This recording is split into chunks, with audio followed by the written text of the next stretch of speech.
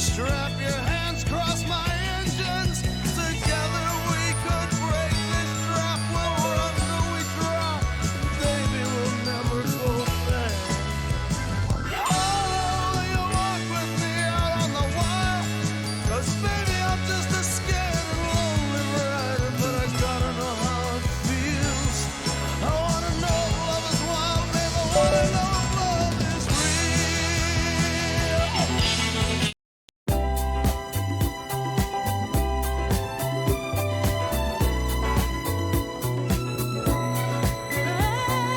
Well, I've known you very well. Seen you growing every day. I never really looked before, but now you take my breath away. Suddenly you're in my life, part of everything I do. You got me working day and night, just trying to keep a hold on you.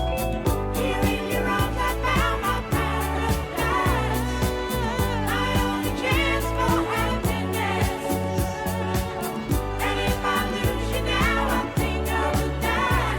Oh, say you'll always be my baby. We can make it shine. We can take forever, just a minute at a time. More than a woman, to me. More than a woman, to me.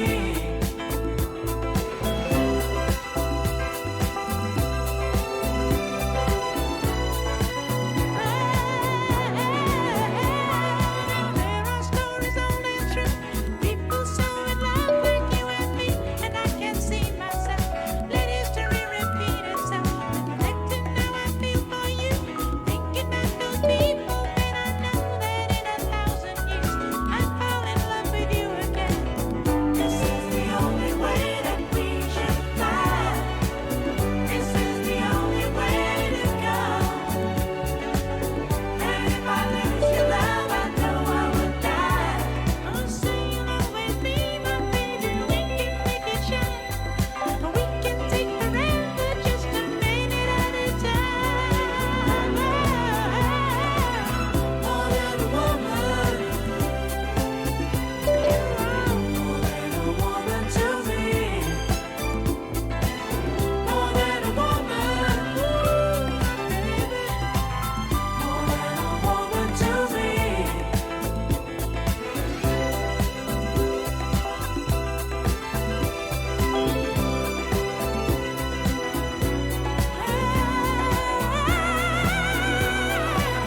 More than a woman, more than a woman to me. So much more than a woman, more than a woman to me. More than a woman, more than a woman to me. More than a woman, to me.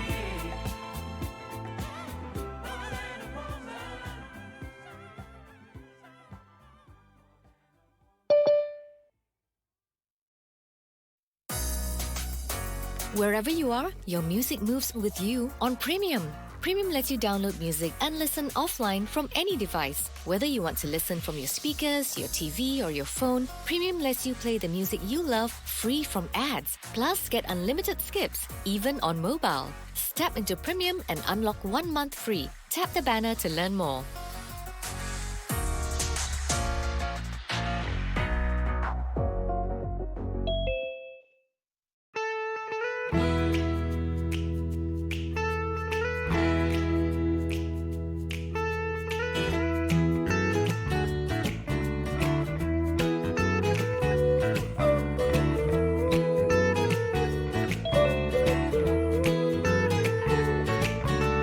All I can say is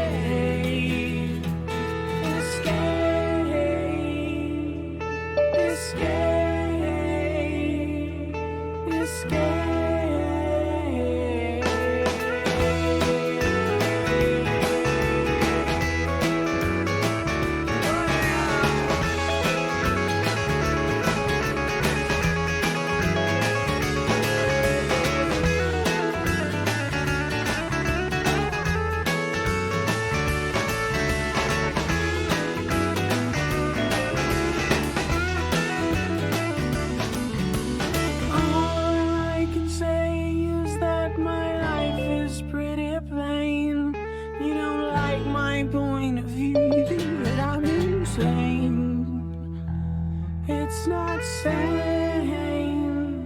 It's not sane. I just want someone to save me. I'll always be there when you're away. Yeah. You know I like to keep my cheeks dry today. So stay with me and I'll have it made. I'll have it made.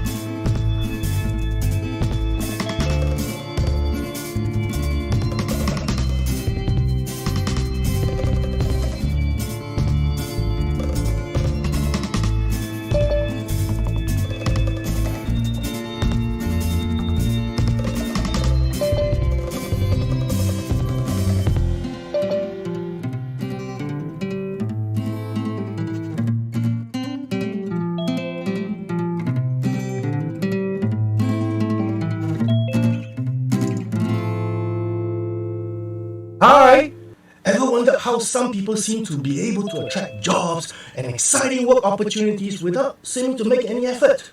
That is the power of personal branding. And we will be talking about this over the next 2 hours, coming right up.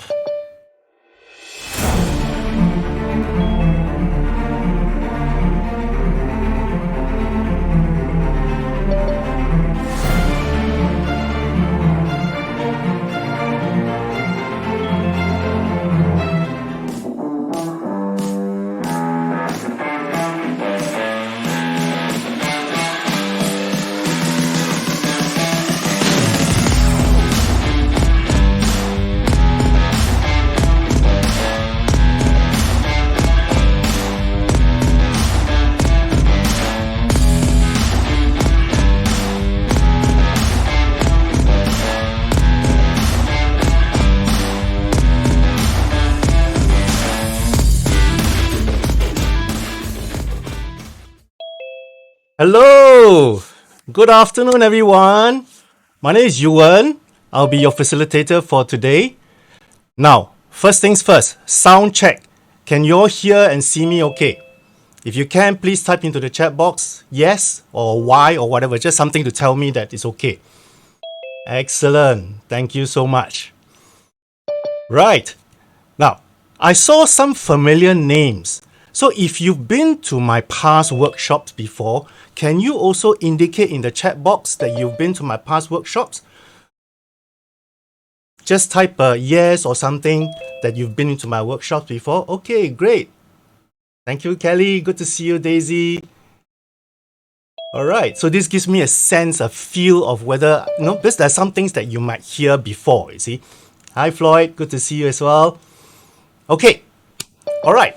So we have a couple of hours together. Okay, so there's a lot to cover. Now, normally I do this workshop, I have done this workshop for WSG as a full day workshop. Then in the past few months, we had to truncate it down to about 2 hours. So there's a lot to cover.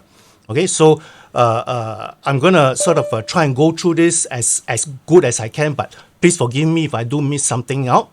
All right. And okay, just a little bit about myself first. I think you saw from the brief bio I had at the beginning, I'm a practicing career coach for my own business, all right, but I'm also a trainer and facilitator. I train other people to become career coaches as well. Okay, but one thing I want to level set, or rather two things. Okay, the first thing here is that I am not a personal branding guru. Okay, I'm not a guru. Okay, but what I do know about personal branding is basically from my own experiences, where I used it to help me successfully change careers through my corporate life before I became a coach. And I've also used those same techniques and information to help my own clients as well. Okay, so that is where I'm coming from. So I'm going to keep it as practical, as realistic as possible. Right? And personal branding is such a big area, right? So I'm going to focus down on something that's very, very specific. And hopefully it's very relevant to you all as well. Okay, so that's how it's going to do. But let's say before I begin, let's talk about what personal branding is.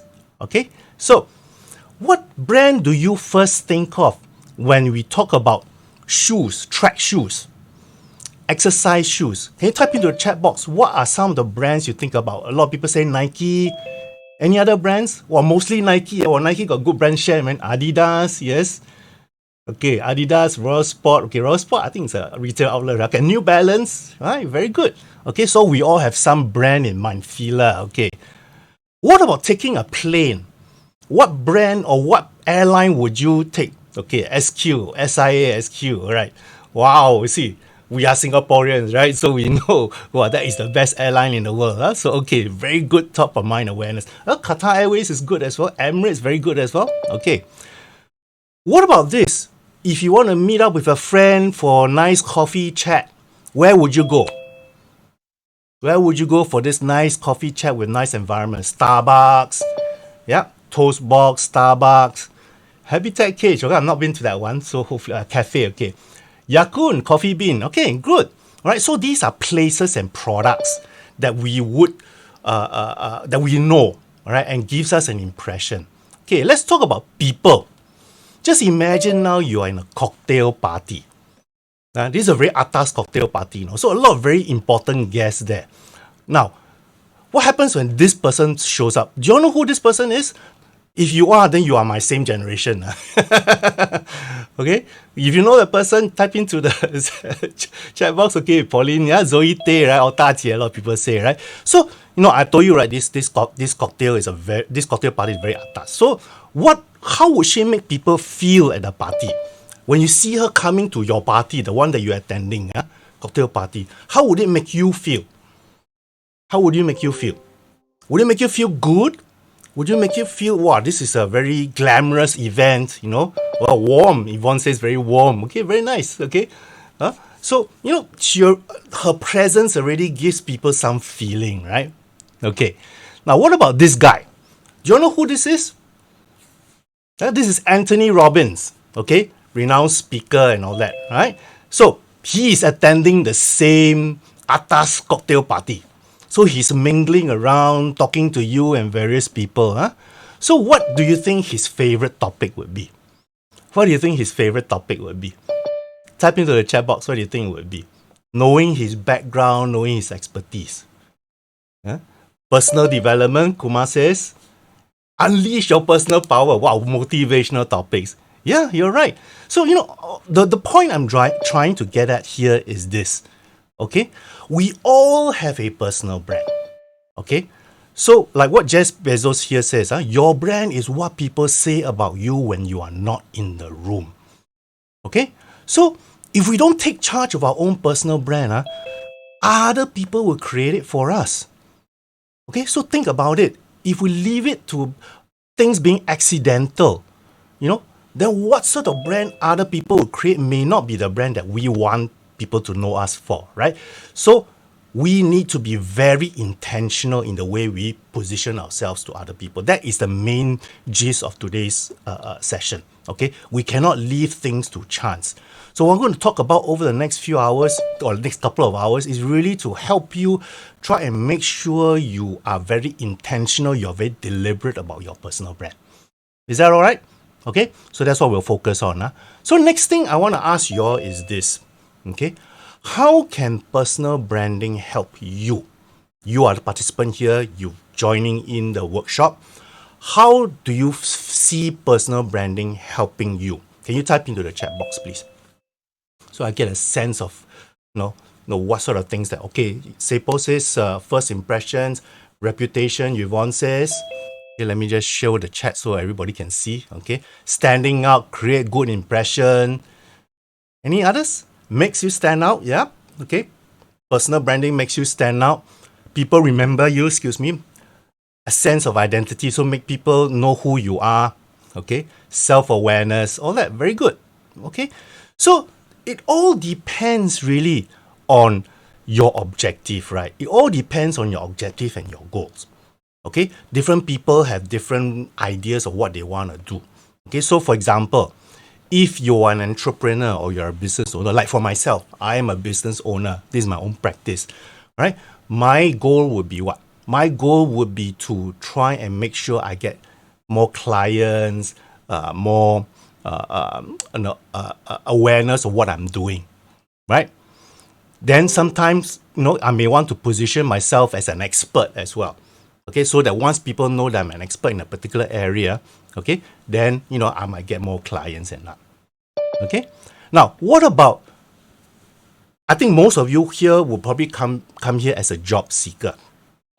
Okay, what would be the goal for job seekers in terms of personal branding? How will personal branding help a job seeker? Can you type in the chat box? What do you think it would be? For a job seeker, if you are a job seeker, how will personal branding help you? Okay, again, standing out. Floyd said, hire me, get noticed. Okay, stand out from others. Differentiate yourself from others. Okay, I want to be a little bit more specific here. Okay, a lot of things here are very good. I think like Doris says, to get an interview, which is roughly what I'm trying to get at. Okay, so personal branding here is really to help job seekers attract opportunities. Correct or not? The more opportunities you get, the better your chances of getting hired. Okay, so that is the key gist here. So today, this is the area I'm going to focus on for the next few hours. I always get few hours. We gotta get mixed up for the two-hour session. I mean the 6-hour session. All right. So I'm going to focus on how we track opportunities as a job seeker. All right. So this is the niche area I'm talking about. Is that all right? Okay. If this is okay, can you type yes into the chat box? It's okay. All right. I'll type a yes into the chat box. Okay. Very good. Thank you for agreeing, because this is a very niche area. Okay. Good. All right. Now, the other thing you all need to understand here is this. Okay. Yes, job seekers, is a very important area, but especially if you are switching careers, all right, or if you are going after the hidden job market, having a strong personal brand helps all the more. Okay. So again, if you're looking at changing from one area to another, or if you're trying to identify jobs that are not advertised, having a personal brand, a very strong personal brand really helps a lot. Okay, so at the end of today's workshop, these are a few things I want you to take away. Okay, number one, how to best leverage your personal brand to your strengths and objectives. Okay, identify who can help you and what you can say. What best techniques there are to continuously develop your brand. Okay, so these are the 3 takeaways I want you to have at the end of today's session. Okay, so that's what I'm going to try. All right, so the topics, there are quite a lot of things to cover. All right, so I'm going to break it up into 4 stages: how to define, how to communicate, how to manage, and then we'll round it off with a summary. All right, now, this is something I started in my last workshop, and which I've never done before. So those of you who have been will be able to know, right? Towards the end of my session, all right, I'm going to give you a couple of bonus tips as to what you can do to follow on after the workshop. Okay, so if you stay on to the end, hopefully you can see that. Now, given that this is only a 2-hour session, right? So I can't give you too many breaks in between. But what I'll try to do is give you a break at least somewhere along the halfway mark, at least a stretch break, so you all can go and do what you need to do. Okay. Now, and also because this is a webinar, I think now we have about 110 people on board. Okay. I was told that the registration is about 230. So there are going to be a lot of you on board. So you'll notice that I have muted every one of you so that there are no distracting background sounds. All right. So if you want to ask a question, please type into the chat box, right, what the question is. Before your question, you put down the capital letter Q. So when I scan through the chat box again, I can very easily spot, all right, that question itself. And I'll try to answer that question at the end of every section. Is that okay? Is that all right? Okay, let me just see. I think I saw one.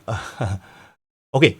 I think Ajay is asking, can you also cover how to assess the current brand impression we create briefly? Okay, I'm gonna try that as well. Okay, but like I said, lots to cover. So I believe I will be able to cover your question as well, Ajay. All right. Okay, so let's start. Okay, so the first things first. All right, let's go on to defining what a personal brand is. Okay. Oh, Anji is really our first question. How can we differentiate, identify USP versus strength? We are going to cover that. Angie, okay, we are going to cover that. Thank you. So let's define first. What is personal brand? How does it play for us? Okay, so we're going to talk about the job search process first of all. Okay, the job search process. Now, those of you who are looking for a job, or maybe even those that are not currently looking, I think this is still important to you. Generally speaking, the job search process can be broken down into 4 stages. Okay, what are the 4 stages? Okay, so you obviously have to know yourself, right? Know your strengths. Maybe Angie will come to your point in a little while. Know the world of work. WOW stands for the world of work. All right, and then we talk about strategy. How are you going to go out and touch or reach out to the opportunities out there? And then the final part is really how we connect with the employers. Okay? Now let me ask you this. There are stages 1, 2, 3, and 4. Most of the time they're sequential. Okay. Now, At which stage does personal brand come in? Is it 1, 2, 3, or 4? Can you type into the chat box? Which stage do you think personal brand comes in? Okay, some say 1, some say 3. A lot of people say all 1, 1, 1. Okay, all the way actually. Okay, 2. All right. Okay. I don't know whether it will shock you or maybe it will surprise you, right? But essentially for job seekers, okay, FlexiG, 1, 2, 3, 4, okay, except 4. All right, for job seekers, essentially personal branding comes at the last 2 stages, 3 and 4. Now, a lot of you said 1 and 2. Okay, now let me tell you that knowing yourself and knowing the world of work are very, very important stages that will help you craft your personal brand. Okay, so but the impact of the personal brand, the way you people know about you, really comes into stage 3 and 4. And why do we say that? Okay, essentially stage 3 and 4 are those points that you see. Okay, you differentiate yourself and you brand and present yourself under the strategy part. All right, so I think coming back to one of the questions, how do we differentiate ourselves, which we'll talk about. Okay, then the last part, or the last mile that we always say, where this is where we also go and customize, we go and build network, and this is where we also customize the way we reach out to others and how we gain experience. So in essence, the impact and the mechanics of the personal branding for job seekers really come in the 3rd and 4th stages, but the first 2 stages are very, very important for you to be able to craft your own brand. Okay, so all right, so in a sense, those of you who said 1, 2, 3, and 4 is okay, but then the where it contributes is slightly different. Are you okay with this? All right. So first thing here is really to understand at which stage does personal branding come into play as far as the job search process is concerned. All right. So the next part here is really looking at what are we trying to achieve. Okay, what is our goal? So here, I think we all need to understand, like just now, that little Q&A I just conducted earlier on. What are how will personal brand help you? What are your goals? What are your objectives? I see a lot of people having different things. So now I want to drill it down to be as specific as possible. Okay, so this is where, if you have a piece of paper with you, or you can type in the screen or whatever, or maybe you do a screenshot and do it later, right? This is where you start thinking, okay, what is my goal? What am I trying to achieve as a job seeker?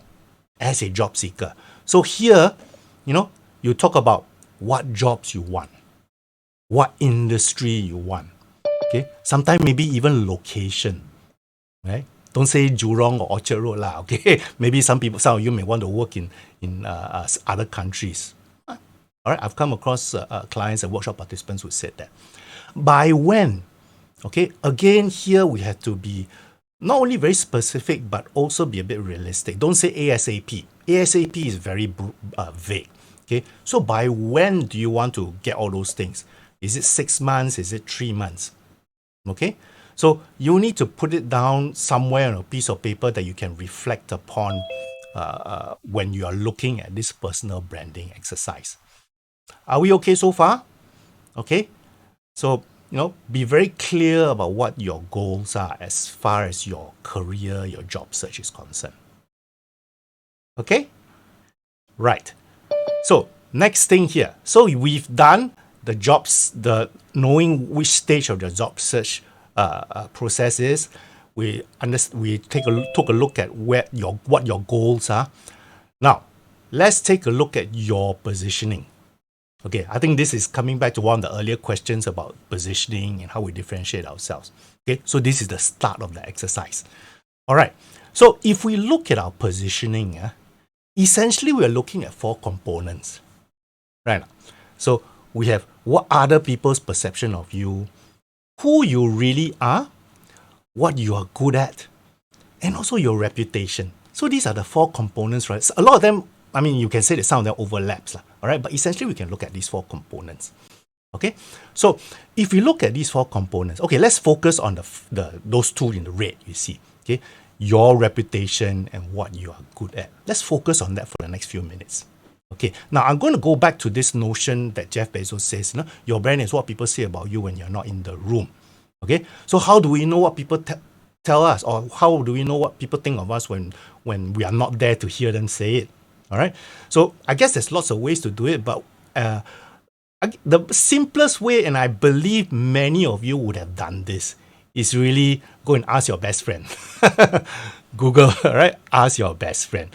Now, normally when I do this exercise in my workshop, I get people to pair up with each other. Okay? And when they pair up, I ask them to Google each other's name and then tell each other what do they find from the internet. Okay, so but this is what most people do nowadays. Okay, and I'm sure a lot of you Google maybe your potential partner's name or your potential partner, boyfriend, girlfriend name before you actually be serious about them, right? Okay, so but in this exercise, okay, you can Google yourself first, right? Maybe you can later on ask a close buddy or close friend or your spouse to actually help you with this exercise. Okay, so after Googling your name, take a look at what's the first impression in the first page. What are you known for, essentially? Okay, what did you find from the internet about your name? Okay. Now, let me share you a funny story. One of the days when I did this in a live workshop, I broke people into pairs. Okay, and they did this little exercise, and there was this two guys. One of them was very worried, and when he was doing this exercise, then he told me, "Hey, my partner, when I googled him, the internet showed that he had a prison record, so he was very worried. Wow, how come? What's happening here?" Then, but his partner said, "No, I'm innocent. I never have all these things." No, so, and you end up. I then asked the guys, "What is your name?" And the guy said his name is Adrian Lim. Oh, okay. So I don't know whether there's any Adrian Lims here. So those of you who are in my generation, you know Adrian Lim committed a very serious crime previously, right? Okay.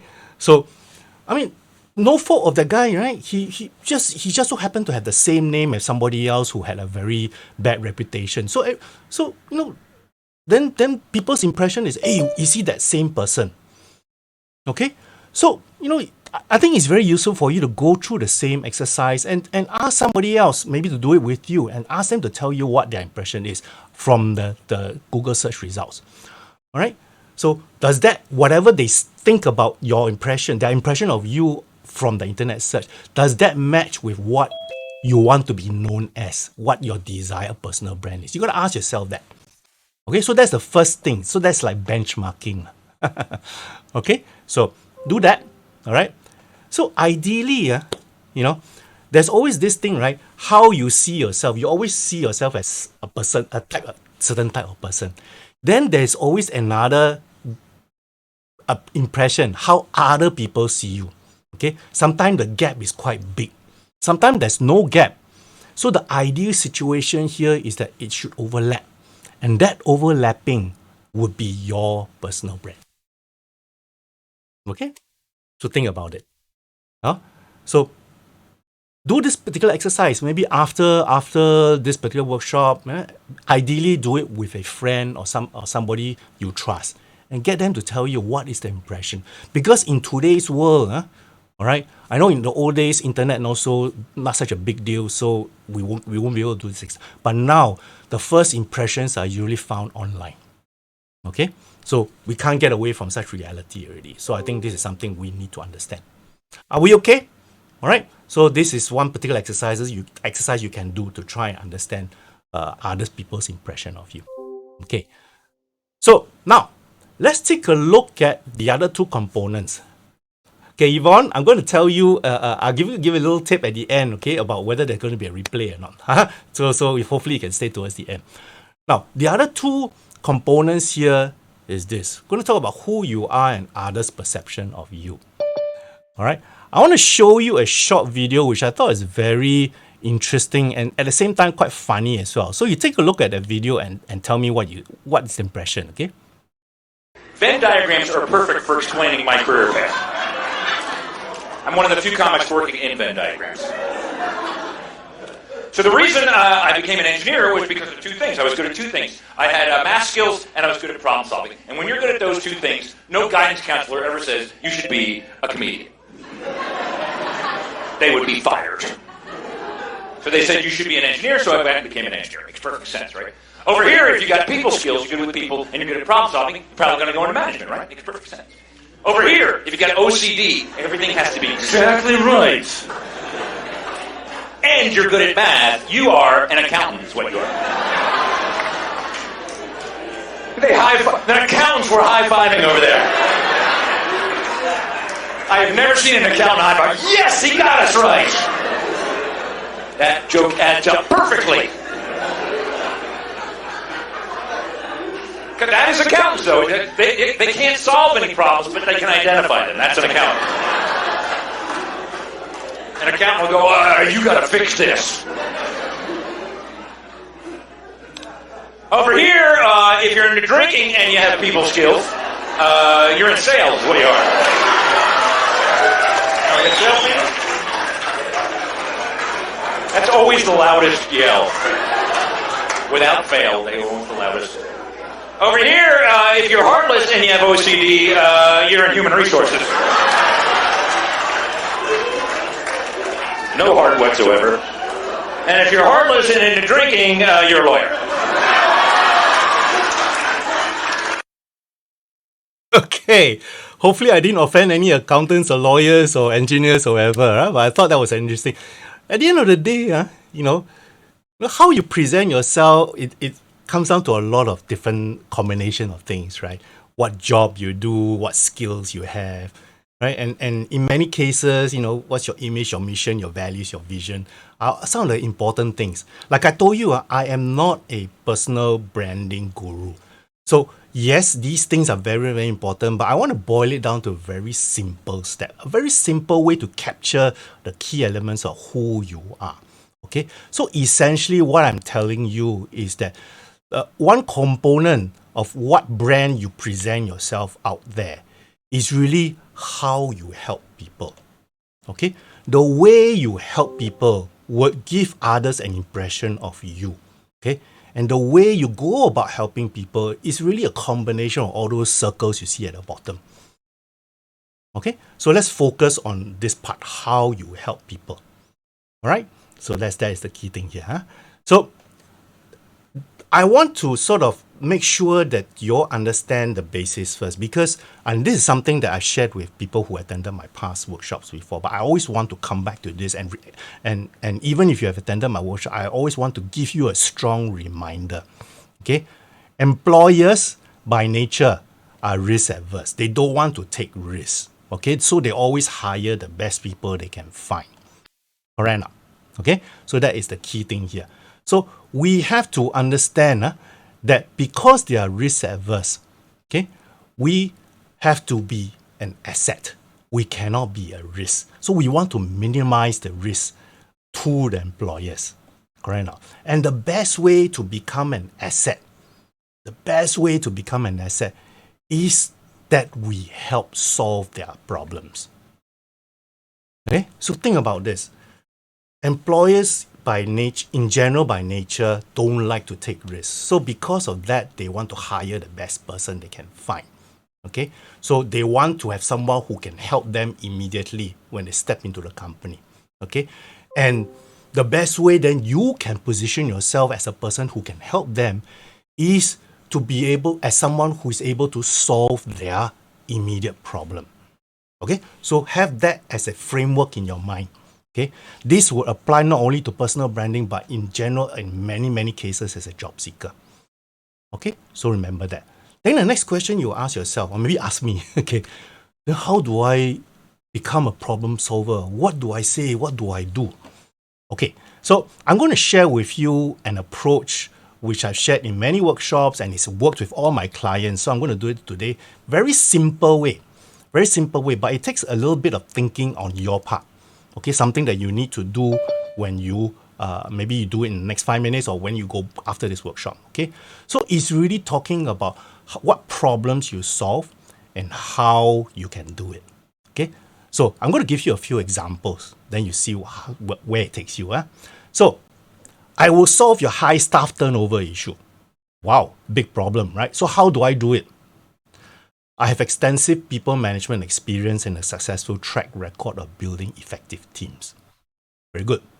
Okay, what is the next problem? I can help you expand your brand presence internationally with a lower marketing budget. Okay, I can solve that problem for you. How do I do this? In my previous roles, I leverage on non-traditional marketing strategies which had greater returns on investment and impactful results. Okay, you see the process. Okay, hopefully you see the trend. I will increase the quality of your customers or your student intake. Okay, how do I do this? In my past roles, I move my customer base to a higher level by recrafting, redoing outreach messages and targeting the right segments. Okay, so all these statements or actual statements that I help my clients come up with. Right? Now, how do they then actually craft these statements is really using a very simple template which I'm going to share with you now. Okay. By the way, if you want to take a screenshot of these examples, by all means do so. Okay. So, but it's quite a simple exercise. So let me show you that particular template. Okay. So basically, it's a table which has got 3 columns. Okay. So my skills, the problem I solve, how I solve the problem. So let me share with you an example. Let's say you have very good people and team management skills. Okay. Those of you who have that, what are the problems you think you can solve? Can you type into the chat box? If you have very good people and team management skills, what are the problems you can solve? Can you type into the chat box? Think about this, especially for those of you who have these skills already. What are some of the problems you can solve? Conflicts, team motivation, harmony. Any others? Staff disagreement. So it's a lot of conflict resolution. Okay. So communication, inspiring and motivating the team. Yeah, very good. So those are some of the problems, right? So you can say, minimize or solve high staff turnover issue. Correct now? All right. So I think all those points that you mentioned, communication, engagement is a process, right? But what is the problem? Remember now, okay? What is the problem? What does a lack of communication, what does staff disagreement lead to? What problem do they create? So you have to think beyond those statements that you just made. Okay? What is the problem? All right. So here, some of those things that you mentioned in the chat box could lead to high staff turnover. So maybe the problem you solve is by solving this high staff turnover issue. Okay. Now, how do you do this? I do this by building effective team environment, focusing on bringing together individual strengths and motivating them in the right direction. Okay. So this is an example. Oh, okay. Colette, you say the wordings is pretty blurred. Do you all also see it quite blurred? Because on my test laptop is quite okay. I don't know whether everybody else is seeing okay. All right, good. So maybe Colette might be your network. All right. So I don't know how to solve the network problem, but I think hopefully it becomes clear later on for you. Okay. So this is a typical example, a template that you can use to craft your a problem-solving statement. Okay, so why don't you try it out now? Okay, maybe in the next couple of minutes, take a look at this, and then type it. Maybe if you like to share what your problem-solving statement is, maybe you can type into the chat box. But I want you to try at least one time now. Okay, so let's do this for the next couple of minutes. Then we come back and then we continue the session. Okay, so give it a try. And then if you would like to share in the chat box, by all means do so. So I'm going to leave this slide up. Then for the next couple of minutes, give you time to actually write it down.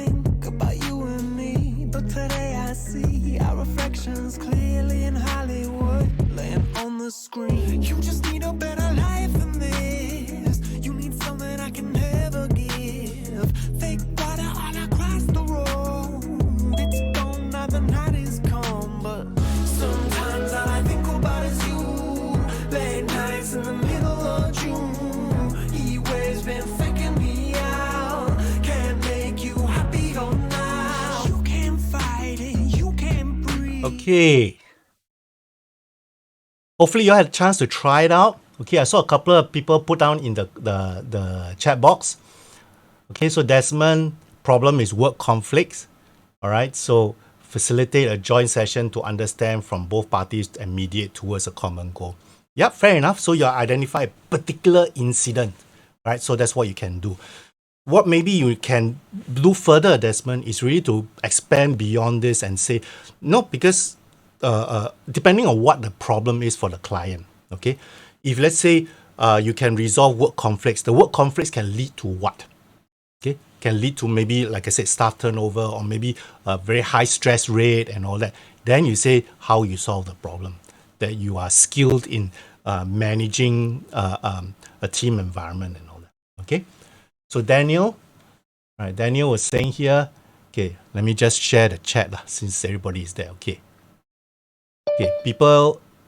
Okay, how I resolve, speak and understand the flow and idea of the job, distribution, tasks according to strengths, understanding the staff wants to try out new tasks assigned. Very good. Okay, so problem. Okay, again, Daniel, same thing here. The problem I solve, miscommunication. What does miscommunication lead to? Okay, so miscommunication is is something that's happening, but then what problem does it solve? Okay, so you got to identify the problem. You have to be able to separate the problem from the symptom that you are looking at.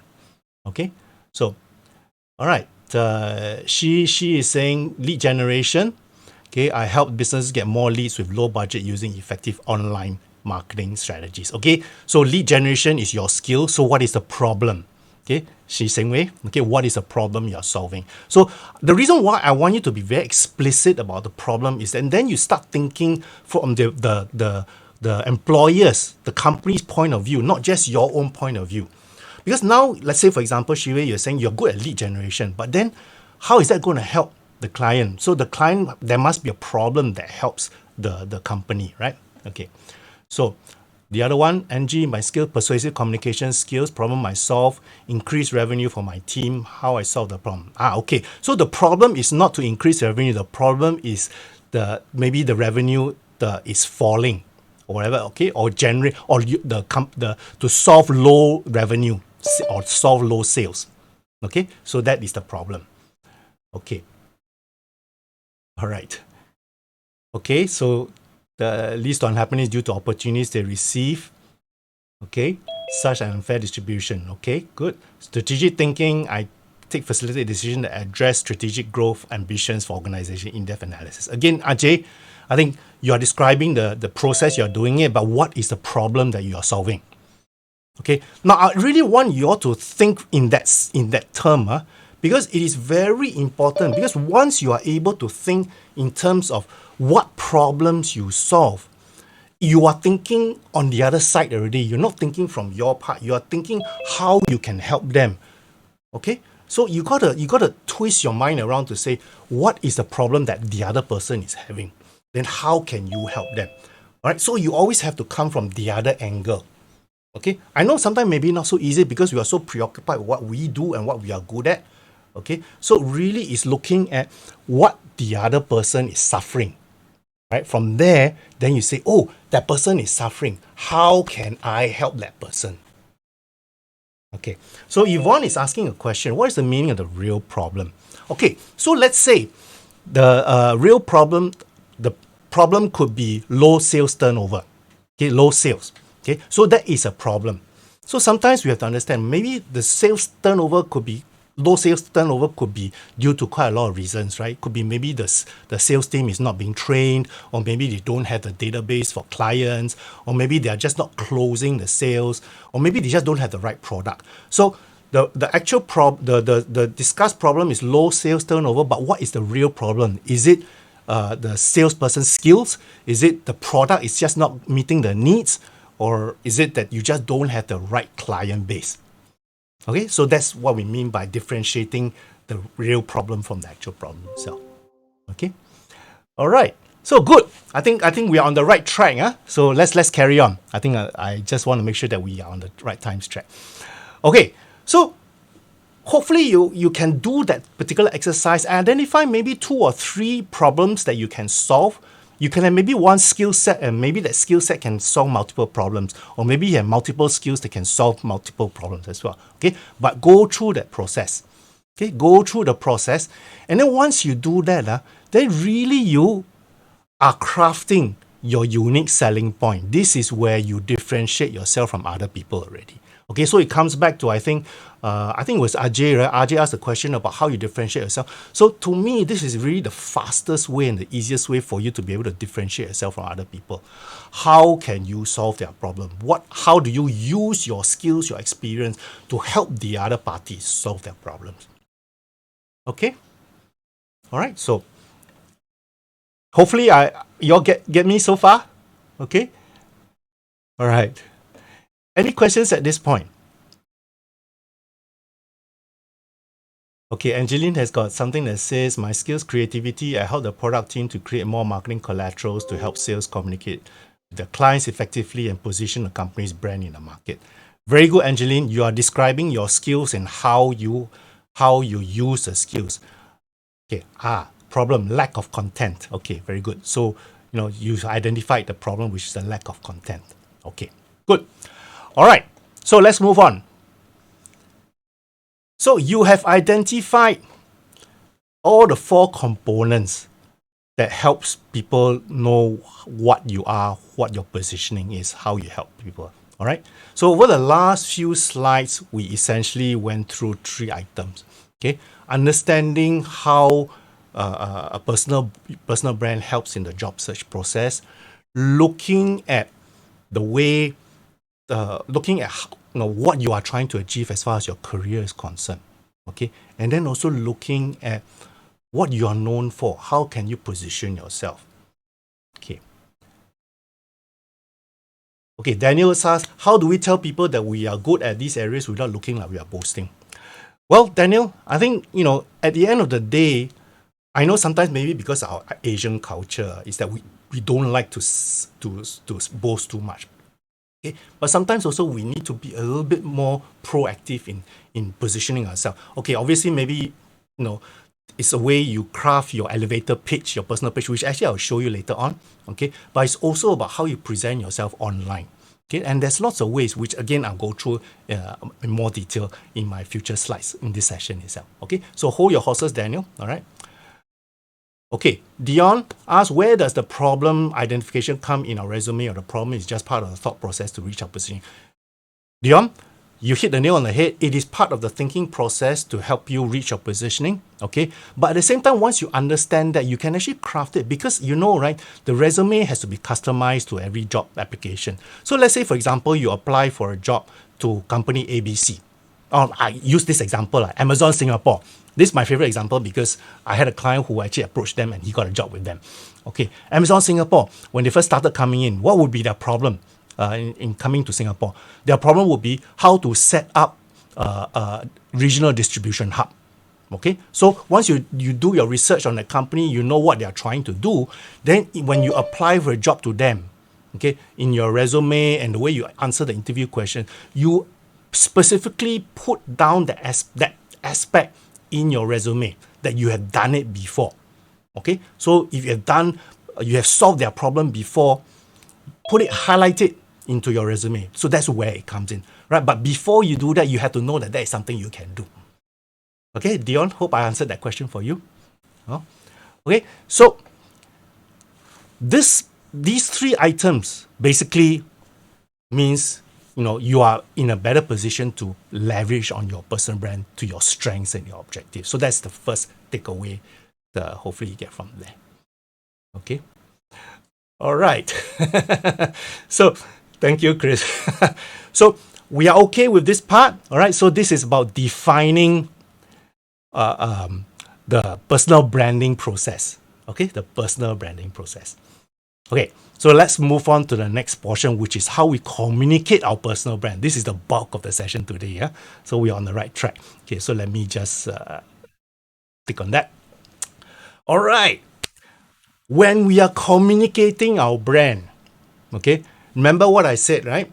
We are wanting to attract opportunities because we are job seekers. So we want to attract job opportunities. And what is the best way to attract opportunities? Now, I alluded that just now, okay? It is about what? It is about making your brand visible, and the best way to make it visible is to be seen as a problem solver. And really, at the end of the day, it's really looking at how you build relationships, okay? And during those relationship building stages, telling people who you are. Okay, so that's what I'm going to deal with in this next probably half an hour. Okay, probably half an hour or so.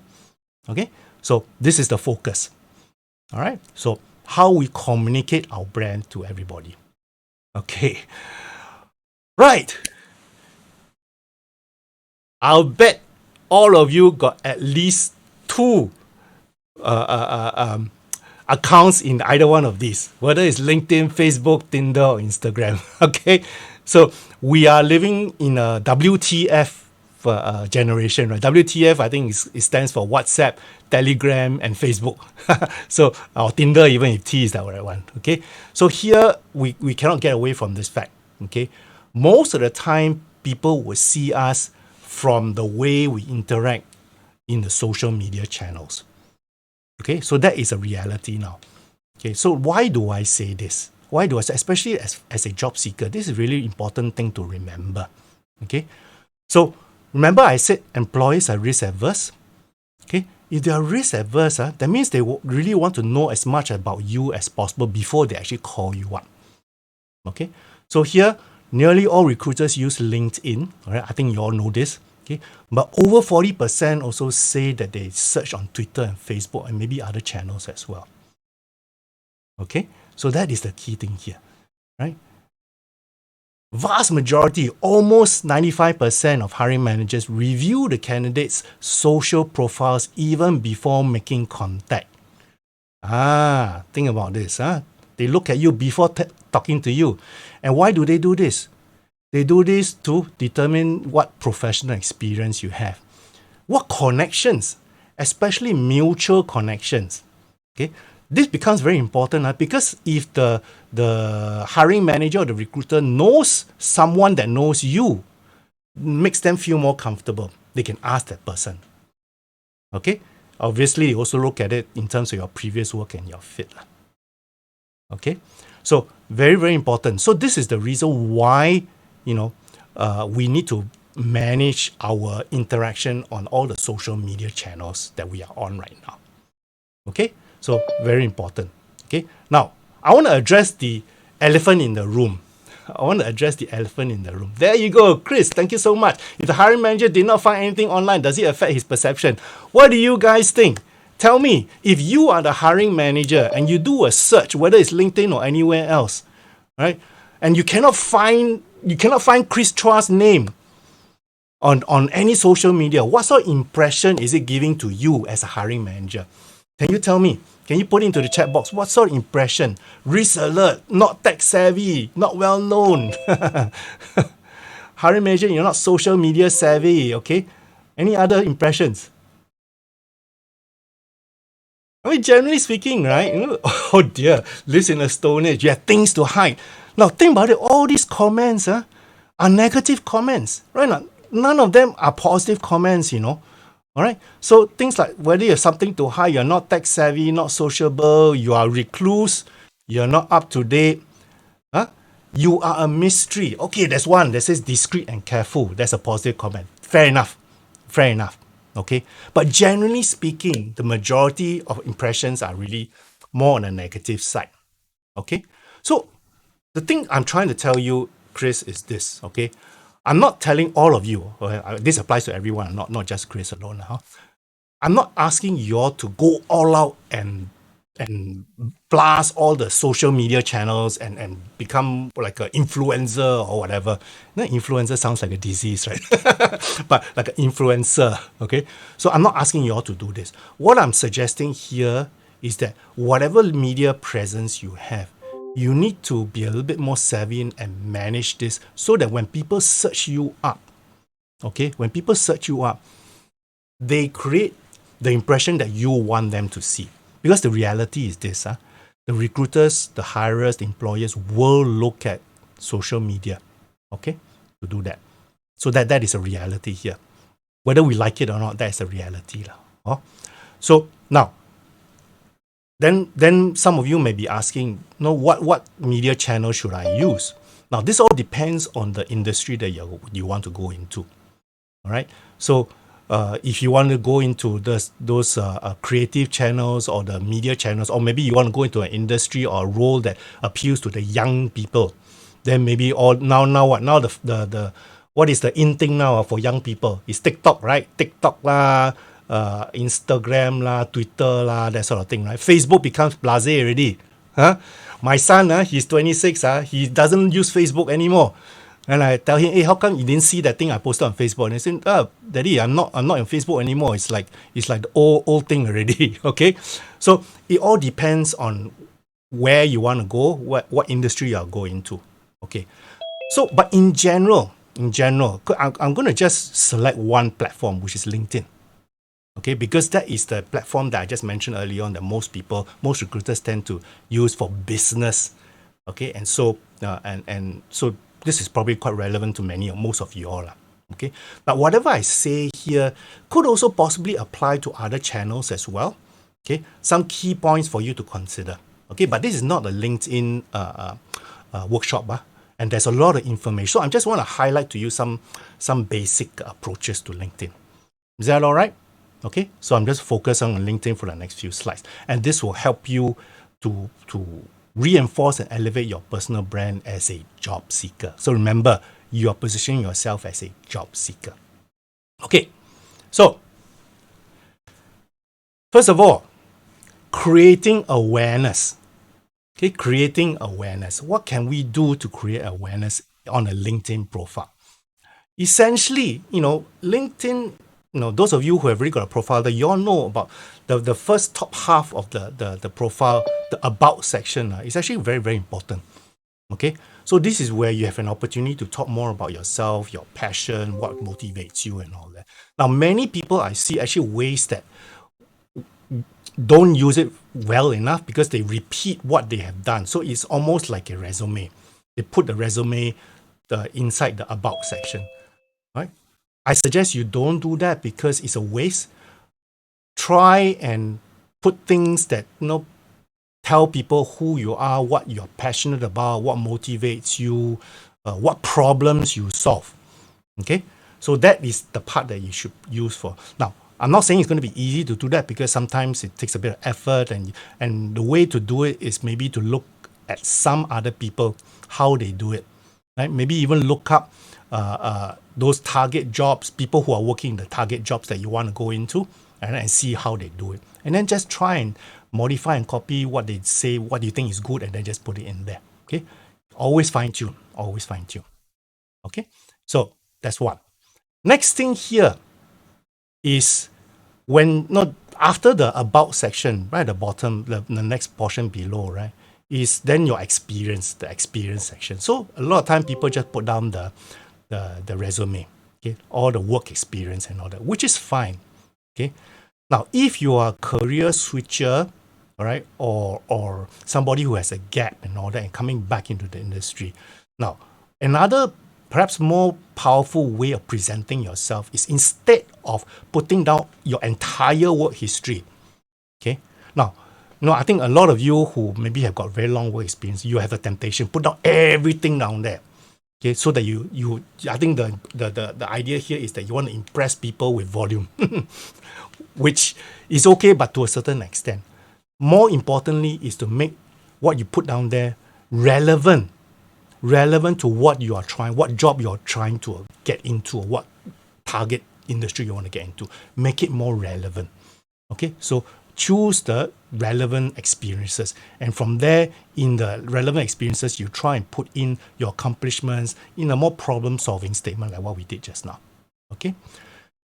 Next thing here, building recommendations. Okay, so LinkedIn has a process where you can get the people that you know or people who know you to ask them to write a recommendation for you. Now, some of you may be asking, hey, but then how do I do this? I mean, people may not want to do this for me.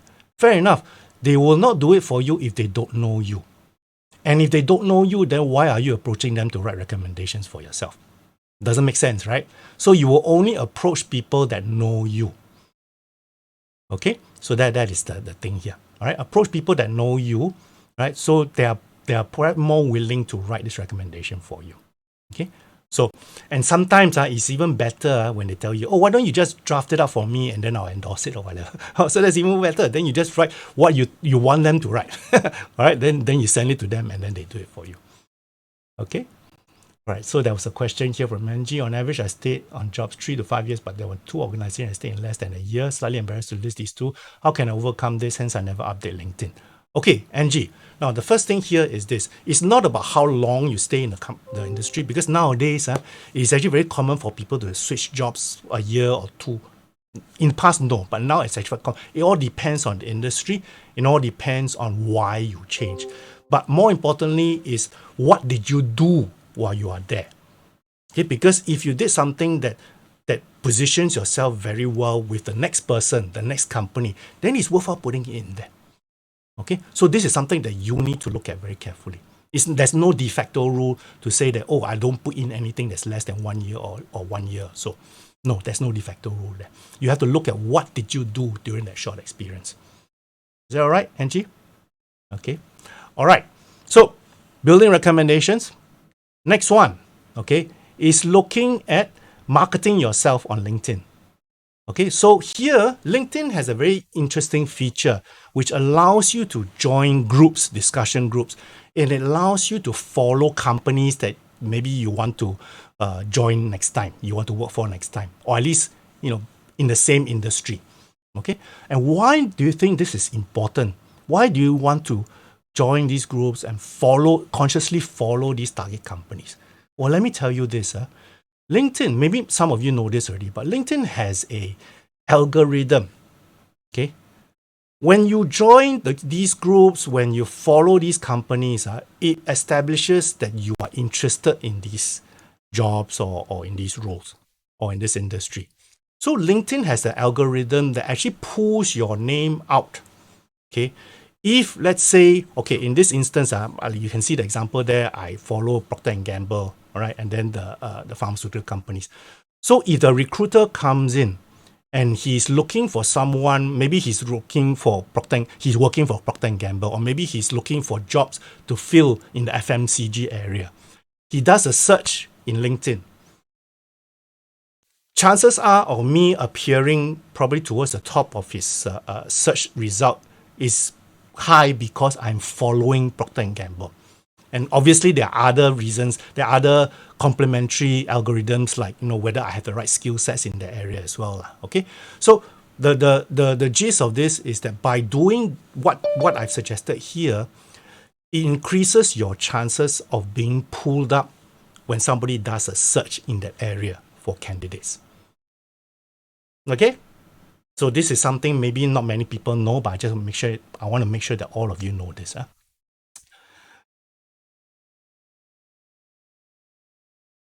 Okay, Chris was saying, you follow the groups in alphabetical, knowing they will be put up first.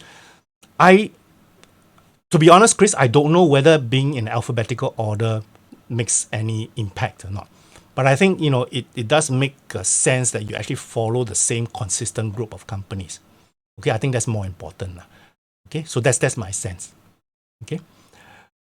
All right. Now, the other interesting feature that LinkedIn has, which is very, very powerful for our personal branding efforts, is really where we start talking about articles, how we express ourselves in the LinkedIn profile. So here we're talking about writing articles or sharing articles. Okay, so no, if you are good at writing things, by all means, write articles that tell people what areas you're interested in or what areas you're good in, you're expert in. Okay. If you're not so comfortable writing articles, then you share articles from other sources, but put in your thoughts and your comments so that it reinforces your credibility and tells people, the areas that you're interested in. So this is a very, very powerful way that LinkedIn has. Now, if you have not done this, I do suggest and encourage you to actually start thinking of this process. Is that all right? So that is a key thing here. Okay. So we talked about LinkedIn how we create awareness, how we define ourselves on that platform. But there's also this other feature in LinkedIn that helps us build connections. Build connections. Okay. Sorry if I'm boiling this down to becoming like a LinkedIn workshop. It is not meant to be. Yeah. So very quickly, I'll move beyond LinkedIn in the next few slides. Okay. So building connections. Okay. So I think all of you know, right? So you can connect up with people, whether it's on LinkedIn or other platforms, in your target company, connect up with your friends, people who are working in the same role that you want to work in, your industry peers, your colleagues, okay, your alumni, old school friends. Okay. So let me ask you this. Out of all those groups of people, can you tell me which is the easiest to connect up with? Which group is the easiest for you to connect up with first? You type into the chat box. Okay, she said friends, yeah. Okay, colleagues as well, very close, right? So I always ask, first thing you do if you want to build connections is to approach your friends and colleagues and alumni. Okay, alumni. So essentially, you're looking at, in terms of ease of connection, is this. Friends, very easy to connect. Okay, colleagues, industry peers, people who the 3, 4, and 5 is probably a little bit more difficult. You got to do a little bit more work, which I'll share with you in a little while. Okay. Regarding building connection, do we also connect to anyone who wants to connect up with us? Yvonne, that is $1 million question because I get connection requests all the time. It all depends on the objective you want to achieve. Okay, so in my case, because I want to achieve this notion that I want to be known as an expert in something, so I'm okay to receive connections from most people. However, I am very careful as well because nowadays you all know, right? There are a lot of bogus LinkedIn IDs. Okay, so and I don't know why LinkedIn is now becoming a dating site already. Being a dating site, people come in and say, "Oh, I like to know you better," and all that. Wow, I tell you, those I switch off. And the way I can tell is I look at their background. Have they signed up for LinkedIn maybe in the last 6 months or so? What how many people they know and all that. If they are saying that, hey, I mean, you can sense once you do it more often, anyway, even if you connected with them and then later on they write to you and you feel that something is not right, you can always cut the connection. Okay, so I don't see any harm in that, okay, but always it all depends on what you're trying to achieve. Okay, all right, so I want to address this notion, networking, because since we are talking about building relationships, right? Networking. We all know networking is the number one way to find a job. Correct now? We all know this, right? Everybody has told us this, right? Every coach that you've probably been with will tell you, oh, you must network and all that. Now, let me tell you this. How many of you really, really like to network? Or maybe I flip it around. How many of you who doesn't like or find it very awkward to do networking or go to a network? You type in the chat box if you feel that, no, it's not something that I want to do and all that. Okay, so if whenever you do a survey, I did a short survey amongst my clients before. Okay, most people, okay, maybe it's not right to say most people. That was a few years ago. Many people don't like to do networking. They don't like to do networking. Okay? For those of you who doesn't like networking, why do you feel that way? Why do you feel that way? Can you type into the chat box, why do you feel that you don't like to network? Those of you who have some concerns about it. Or maybe you know people who don't like. Why don't like to network? Don't like to make small talk, Yosepo says. Any others? Awkward, could be awkward. Some people are fake, not genuine. People perception, they have an agenda. I think I saw a comment down there that says they like insurance salespeople. Sorry if I offend any insurance salespeople here. but that is the impression that people get. Okay, so here the thing here is this: when for most of the time, right, when we are consciously trying to network, for those of us who are concerned about this, usually it's boiled down to this: there's too much pressure when we go and consciously network, right? Or we always say, oh, I must achieve this, I must achieve this.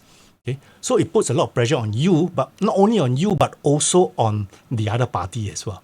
Okay, so then you tend to come out as not being authentic, not real. Somebody was saying, not natural. Okay, now what if I were to tell you? Okay, there's another. If you look at it in a very different way, actually maybe those concerns doesn't matter, doesn't come up anymore. And what is this different way? Okay. How about looking at it not as a networking event, but as a relationship building opportunity? Okay? Build relationships. And what do we mean by this? If you look at this, you can do online, offline networking. Okay? Networking nowadays can be done online as well.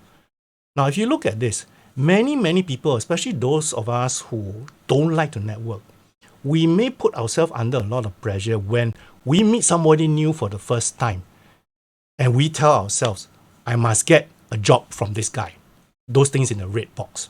I must get promoted. Okay, I must find a solution. So when you're focused on those items in the red box, you put a lot of pressure on yourself. Sometimes you force things through.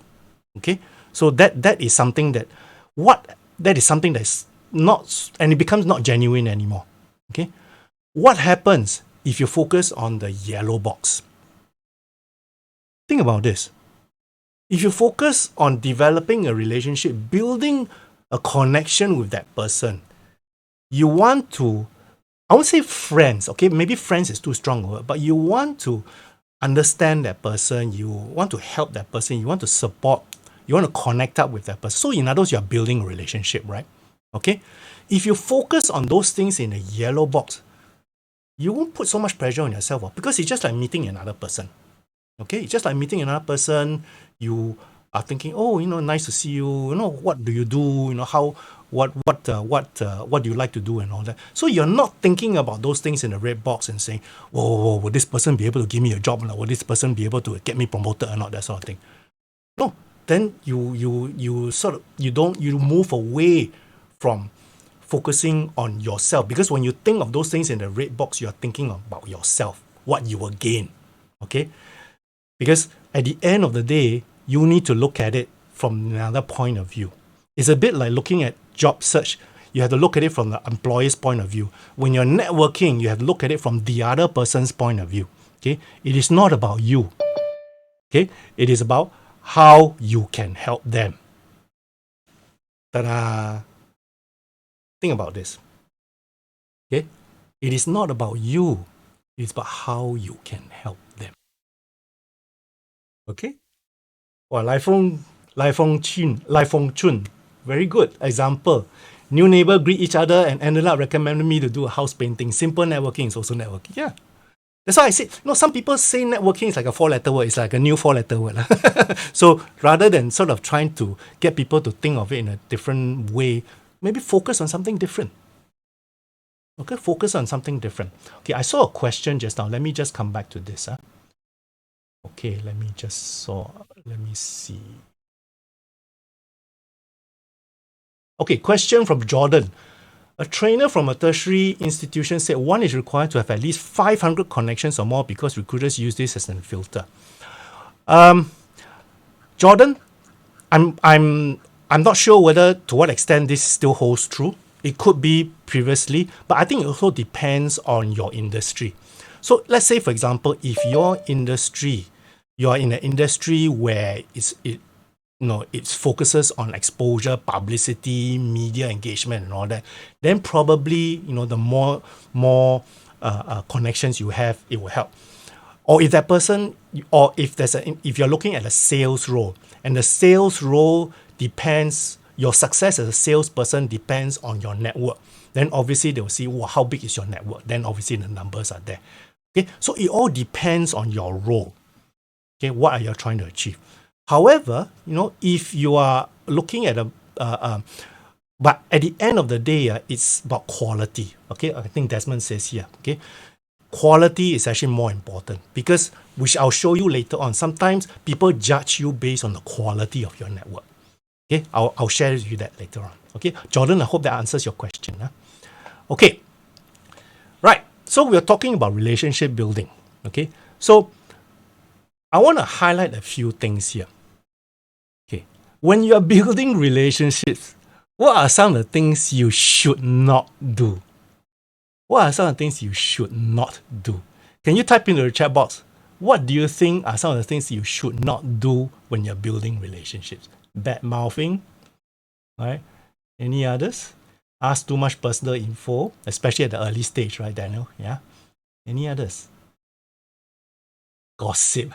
Well, actually, some people like gossip. All right. Now let's focus this down on LinkedIn. Okay, but since we're on this topic about the LinkedIn, what do you think you should not do when you're trying to connect up with someone on LinkedIn itself?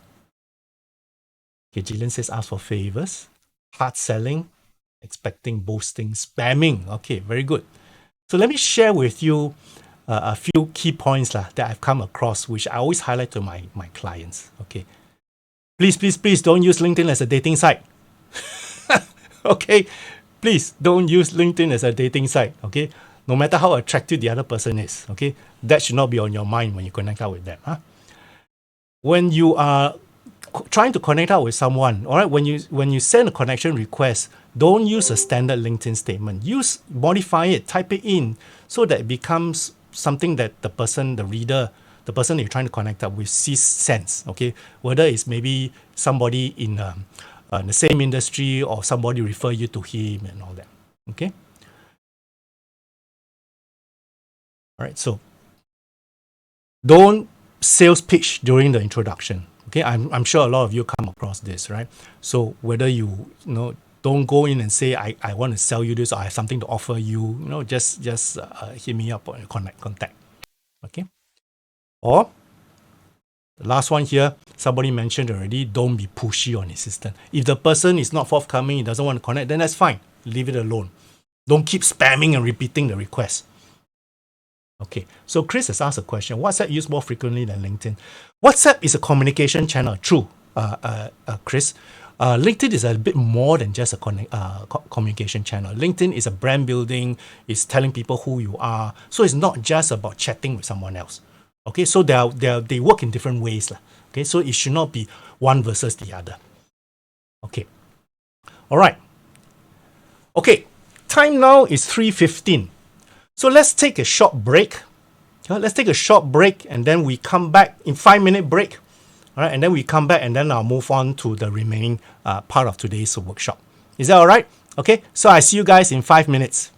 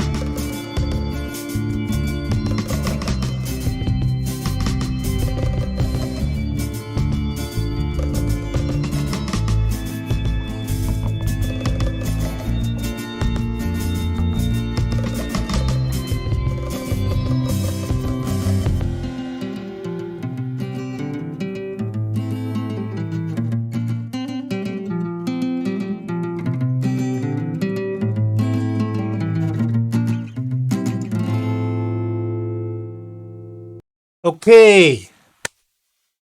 Hope everyone had a good stretch break or toilet break or whatever break that you're having. Okay, I'm going to try and finish this by maybe about 4:05, 4:10. Okay, so because usually the last few minutes, many of you want to ask maybe generic questions. Okay, so I'm going to try and finish by then. So let's move on. So I've been talking about in this portion on how we communicate our personal brand, right? So how we build relationships using LinkedIn, how we position ourselves using LinkedIn and all that. So the communication part. So now I want to sort of go a little bit deeper into what are the actual things that we can do in terms of action. Okay, actually doing something.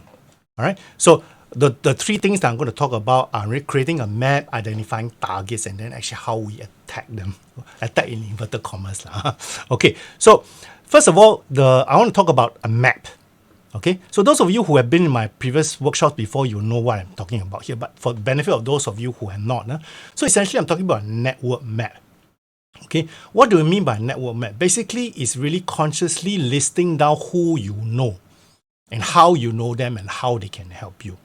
Okay, some of you may say, wow, this takes a lot of effort, right? But believe you me, if you don't know who your people are and how they can help you, then you're missing out on a big opportunity to leverage on who your relationships are. Okay, so I want to introduce a couple of terms.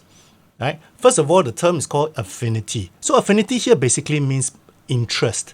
Okay, whether there's high or low interest in your success. Okay, so can you give me an example of someone who would have a very high interest in your career success? Who would typically be that person who has a very high interest in you being successful in your career? Who do you think would have a very high interest? Family, parents, ex-boss, that's very good. Spouse, yeah, okay. So, this is very important. You need to know who has high interest in you. Okay. Now, then the other one is reach. Reach here we're talking about influence. Okay. So, who has a stronger influence or who has weak influence in helping you reach your career objective? Okay, so these two areas, these two terms, it's something that you need to consider. Somebody who has high or low interest in your success and somebody who has got very strong influence, the ability to impact your career very dramatically. Okay, so these two areas. So how are we going to combine this together? So this is where we come up with a little graph. Now we all like graphs, right? So this is one graph that we can use. So this axis here, vertical axis is reach.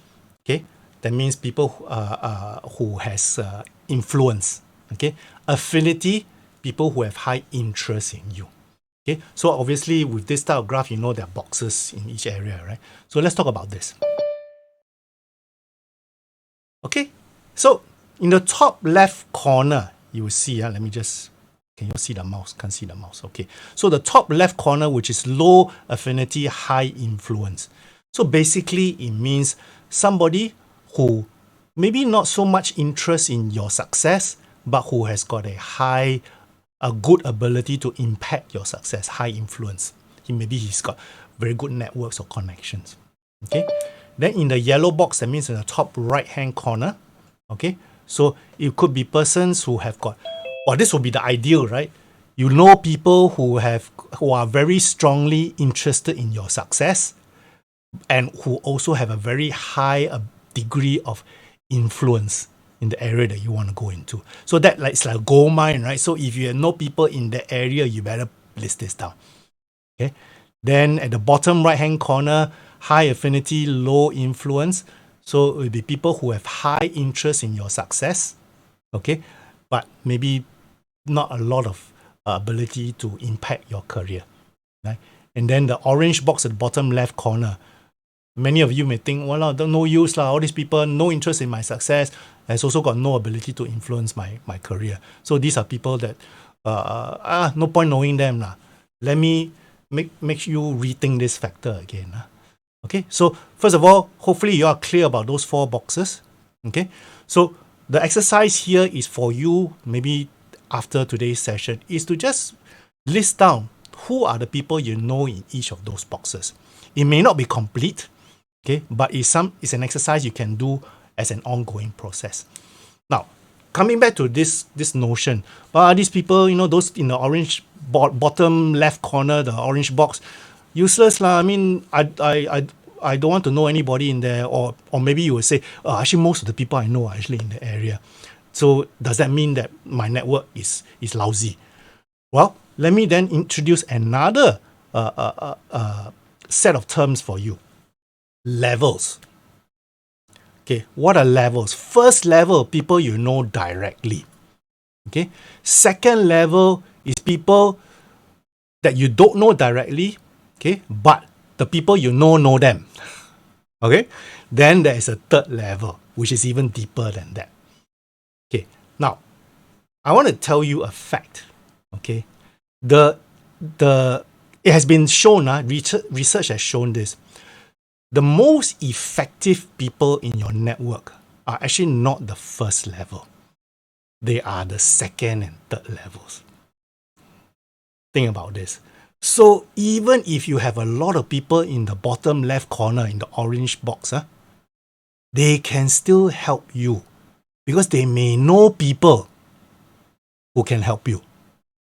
Okay, so please don't disregard those in the bottom left corner.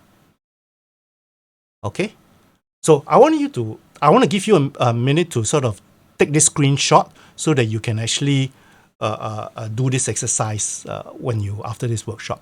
Okay, because I think this is pretty important. You have to understand.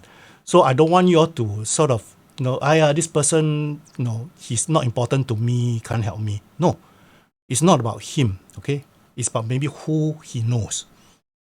Okay, so that's important. All right, so hopefully you all got that screenshot.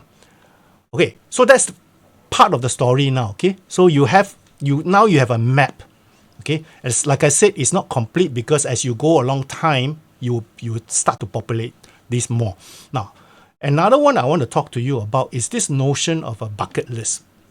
Okay, what do we mean by a bucket list? I think all of you have a bucket list, right? Okay, Yvonne is asking me, how can you explain the meaning of influence? Influence is basically, okay, if I go back to this, influence is basically someone who has impact on your career. Okay, some of you mentioned ex-bosses or boss. Maybe your boss knows a lot of people, and those people can help you in your next step. That's somebody who has high influence or high impact. Okay, so Yvonne, I hope that answers your question. So coming back to this bucket list, all of us have bucket lists, right? Things that we want to do in our lifetime. Okay, so for me, right, my travel bucket list is I want to go to Iceland, I want to go to Alaska, all the cold places, by the way. So I want to visit all these places. You may have a bucket list as well.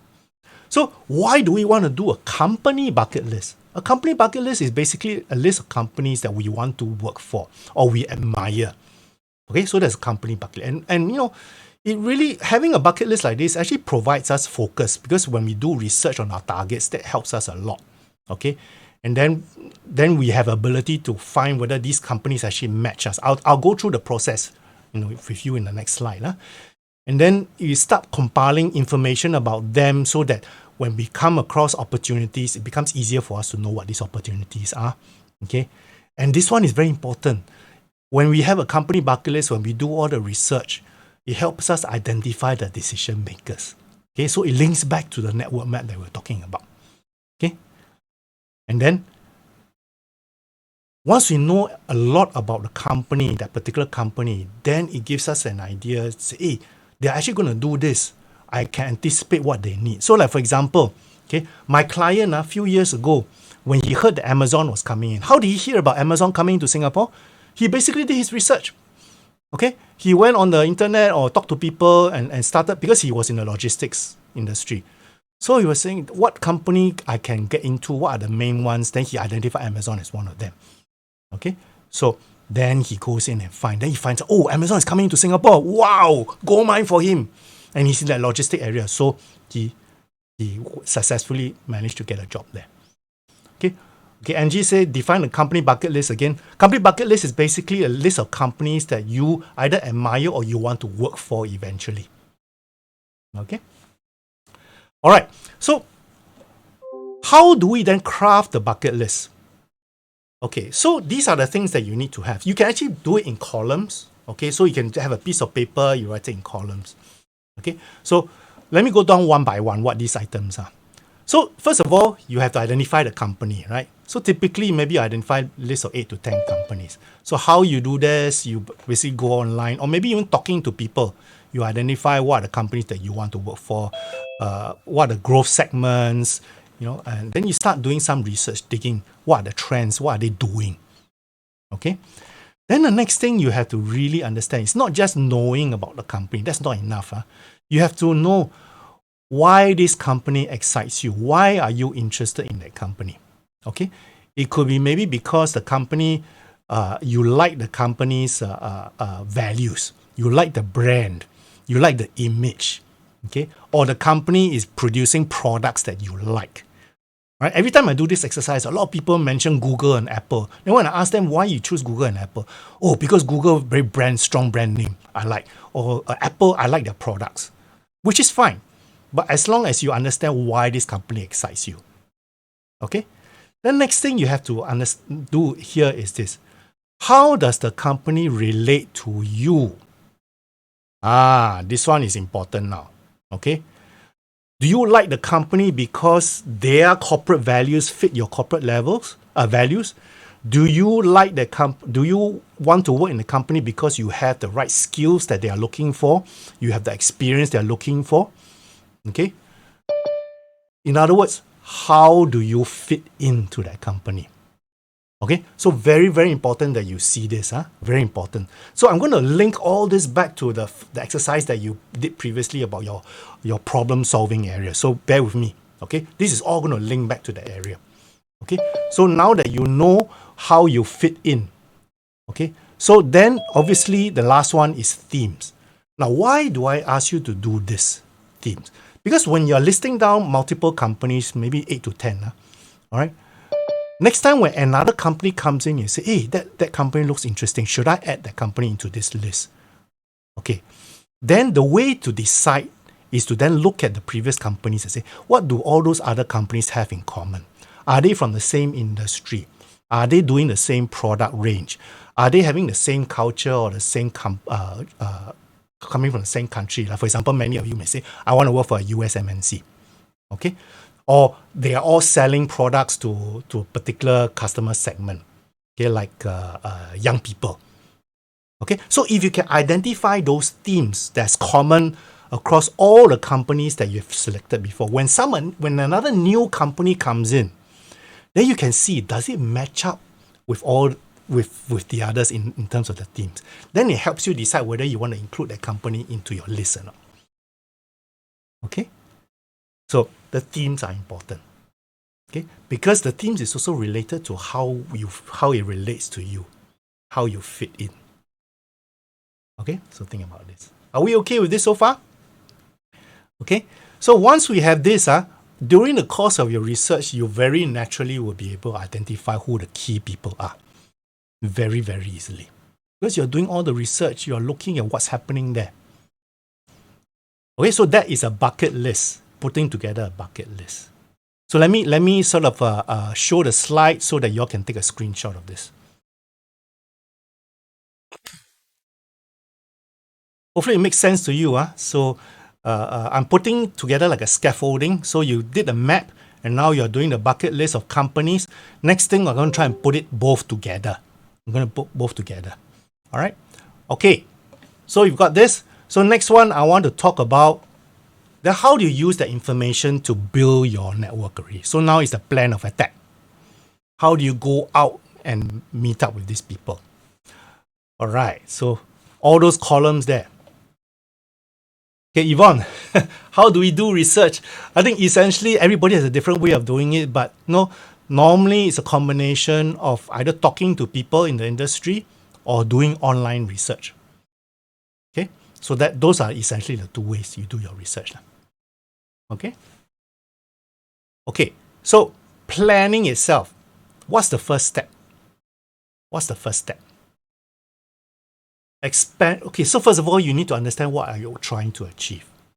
Okay, so it could be whether you find a connection, you're trying to move into a new industry, you want to, if you're an entrepreneur, you want to expand your client base. Oh, here's my picture frozen, is it? Let me just double check. Oh, my picture frozen. Oh, my picture died already. I think my camera is kaput.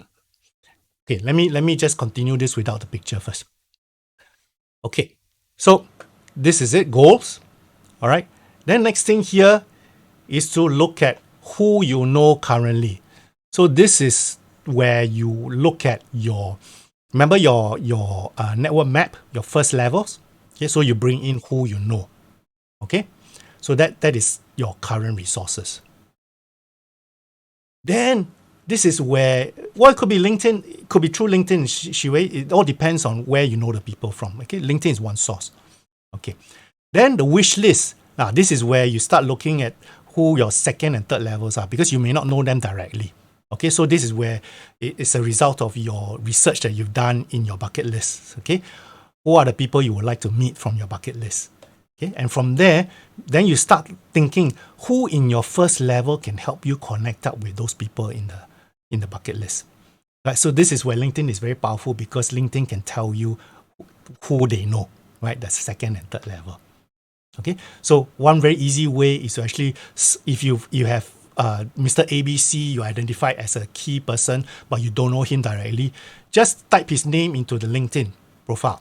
His name comes up, and then there will be second and third level. He could say second. Then you can just search who do you know in common, and then from there you get a referral.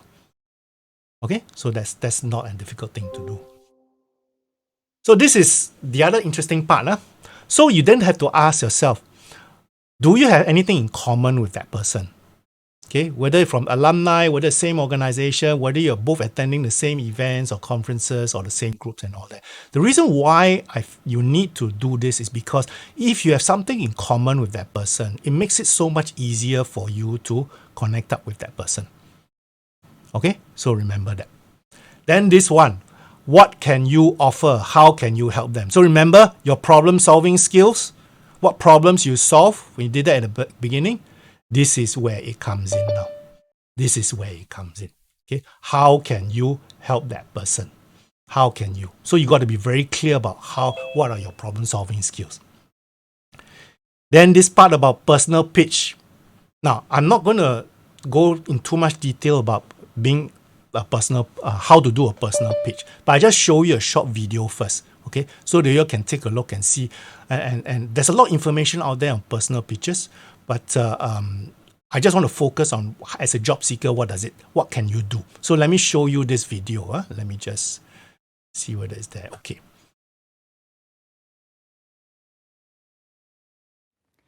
In today's episode, I'm going to help you describe what it is that you do in 60 seconds or less so that people instantly see the value of it.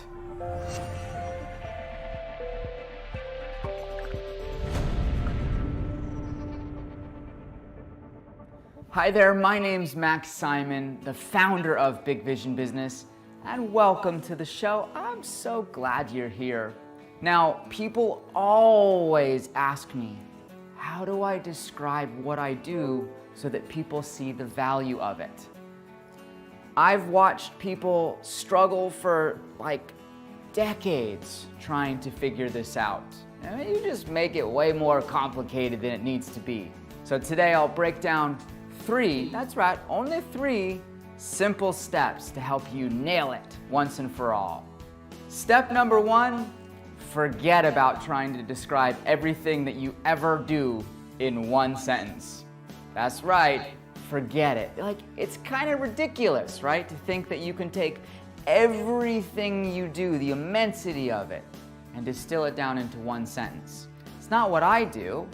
Instead, we'll move on to steps 2 and 3.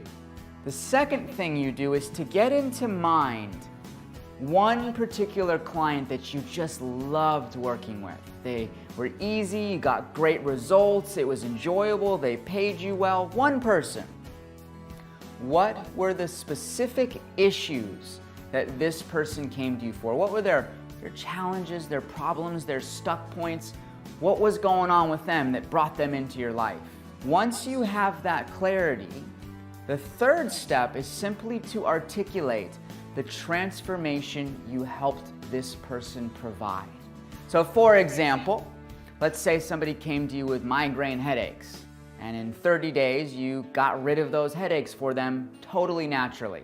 Well, you might say to someone who has headaches, I can help you relieve your migraine headaches in 30 days or less, all natural approaches. Sounds pretty simple and kind of sexy, doesn't it?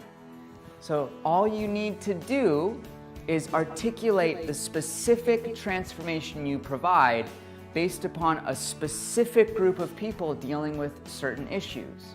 Once you have those, you just segment them by your different offers, meaning if you're speaking to one group of people, it's okay for you to have a different sentence. If you're speaking to another group of people, it's okay to have a different sentence. It's all right for you to have lots of things that you articulate that you can customize based upon who's in front of you and who's showing up, right? Gives a lot of relief to this whole I have to have one little sentence to describe everything that I do. So now it's your turn. All right. A lot of stuff to consider, but I just want to focus down on what is a pitch for job seekers, right? Just purely for job seekers alone. Okay, so that person in the video actually spoke a lot, I think in very generic terms. But in terms of job seekers, what do you guys think? When you are looking at a job seeker, as a job seeker, what do you pitch? When you say something at an elevator pitch, what are the things that you need to say? Can you type into the chat box? What are some of the things that you need to say? Okay, she's saying say product market fit. Any other things that you want to say? Anything else you feel that, when you're talking to a prospective employer, what are some of the things that you want to say? Your skills and experience, work culture, fit. They're all very important stuff, right? Your personality. Okay? So I think maybe I'll just make it simple and boil it down to a few key things. Right? So first of all, you want to tell you what you do well. So it comes back to the things that you are good at. Okay? How you help them. Okay, so your problem solving skills. What you would like to do now. Okay? What are the things that you're looking out for? What are the opportunities that you're looking out for? And then, what motivates you? What motivates you? Now, you might say, wow, there's a lot of things to say in those few words. So, I'm not saying that you say all the things at one go. Okay? So like the guy said, sometimes you just say one sentence or one group first, and then when the interest gets going, then you start going. So let me give you an example. All right? So this is me. Okay? So I'm Yuan, I'm a career coach and trainer, and I help people find the best career versions of themselves. And I stop there. Now usually when I say this, I get a lot of questions. A lot of people ask me some more. So I explain further. Okay? Most people look for me when they're feeling stuck in their jobs or who want something different in their careers. And I help them mainly through group workshops or individual coaching sessions.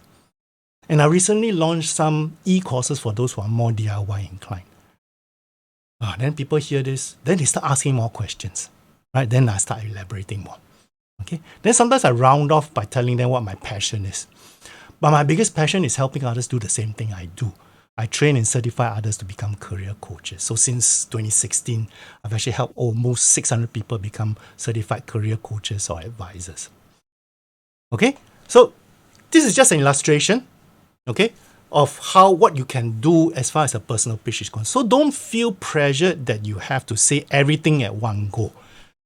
Have an opening, start a discussion, all right? Then as the conversation goes, you can introduce the rest of the elements. Is that all right? Okay, so that's a very short thing about personal pitching. So I'm not going to go into detail. So let me complete this whole network building plan first.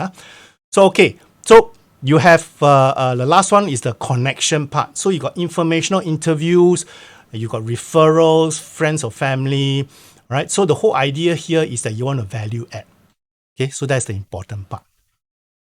Okay, so just to summarize, this is all the things that you have. If you want, you can take a screenshot of this. So I think there was a question from somebody about the first two columns. So essentially, hopefully, you can see from the first two columns. Okay, so your goals, what are you trying to achieve? And then who are your first level contacts? In other words, those that you identify in the network map. Okay, Ron is asking, but what if I'm a mid-career changer and I'm starting over? How do I brand myself if this is a blank slate?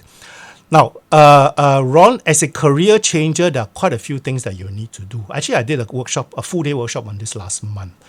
I think in a nutshell, okay, personal branding helps because you are trying to go into a new area, but you must be very clear what value add you bring to the table.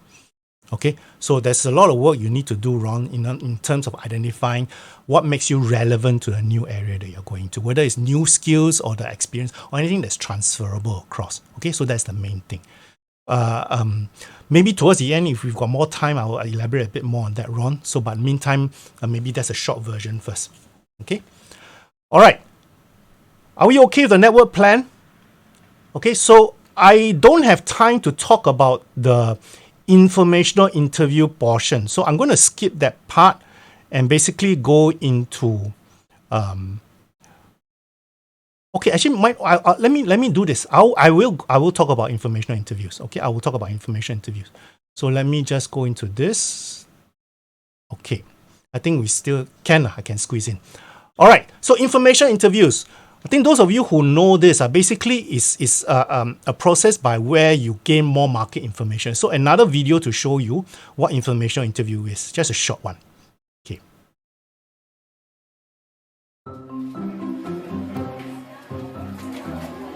An informational interview is an amazingly powerful tool. It can help you learn about different types of work you're interested in. And by providing inside perspective, it may even connect you to opportunities you couldn't see from the outside. So let's take a look at what informational interviewing is all about. An informational interview is not a job interview, and it's not a tricky play to get a job.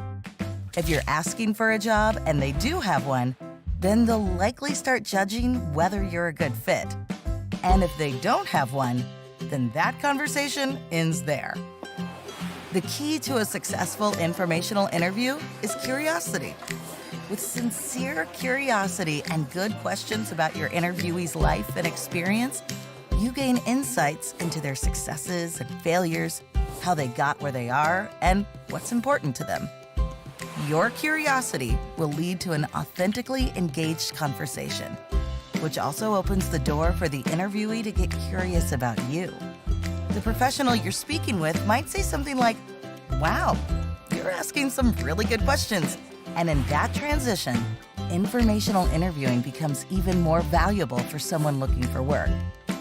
Informational interviews give you an opportunity to see what kinds of work resonate with you and help you determine what communities you would like to be a part of. In a good informational interview, the professional you speak with gets a lot out of the conversation too. They get to discuss their life and their work with someone who's curious about their experience and values their expertise. Plus, they get the pleasure of talking with someone who's genuinely interested in what they do. How do you do it well? Here are 5 tips to get you started. First, do your homework. Take some time to research LinkedIn or other online platforms to learn about the professional you're interviewing. Consider what questions you have about their life and work. The second tip is to try to meet in person. On the phone is okay, but face-to-face is best. 3, always try to buy the coffee or lunch. Your interviewee is giving you their time. Paying is a good way of showing your appreciation and beginning to create a connection. 4, ask your interviewee who else they recommend you talk with. If the interview has gone well, they may be willing to connect you to other professionals you can learn from and who might have opportunities for you. Finally, tip number 5. After the interview, send a thank you. Email is okay, but a handwritten note is even better. And if they ask you to keep them posted on your progress, do so. All right. Okay.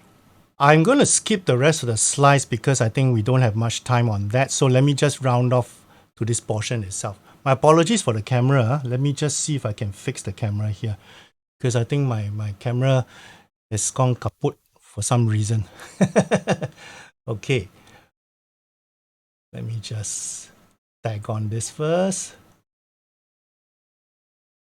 So you all know informational interviews essentially is really about connecting up with people, right? Connecting up with people who matter and trying to get more information from them. Okay, so in essence, it's about reaching out to the people that you've identified as someone who can help you in your network map.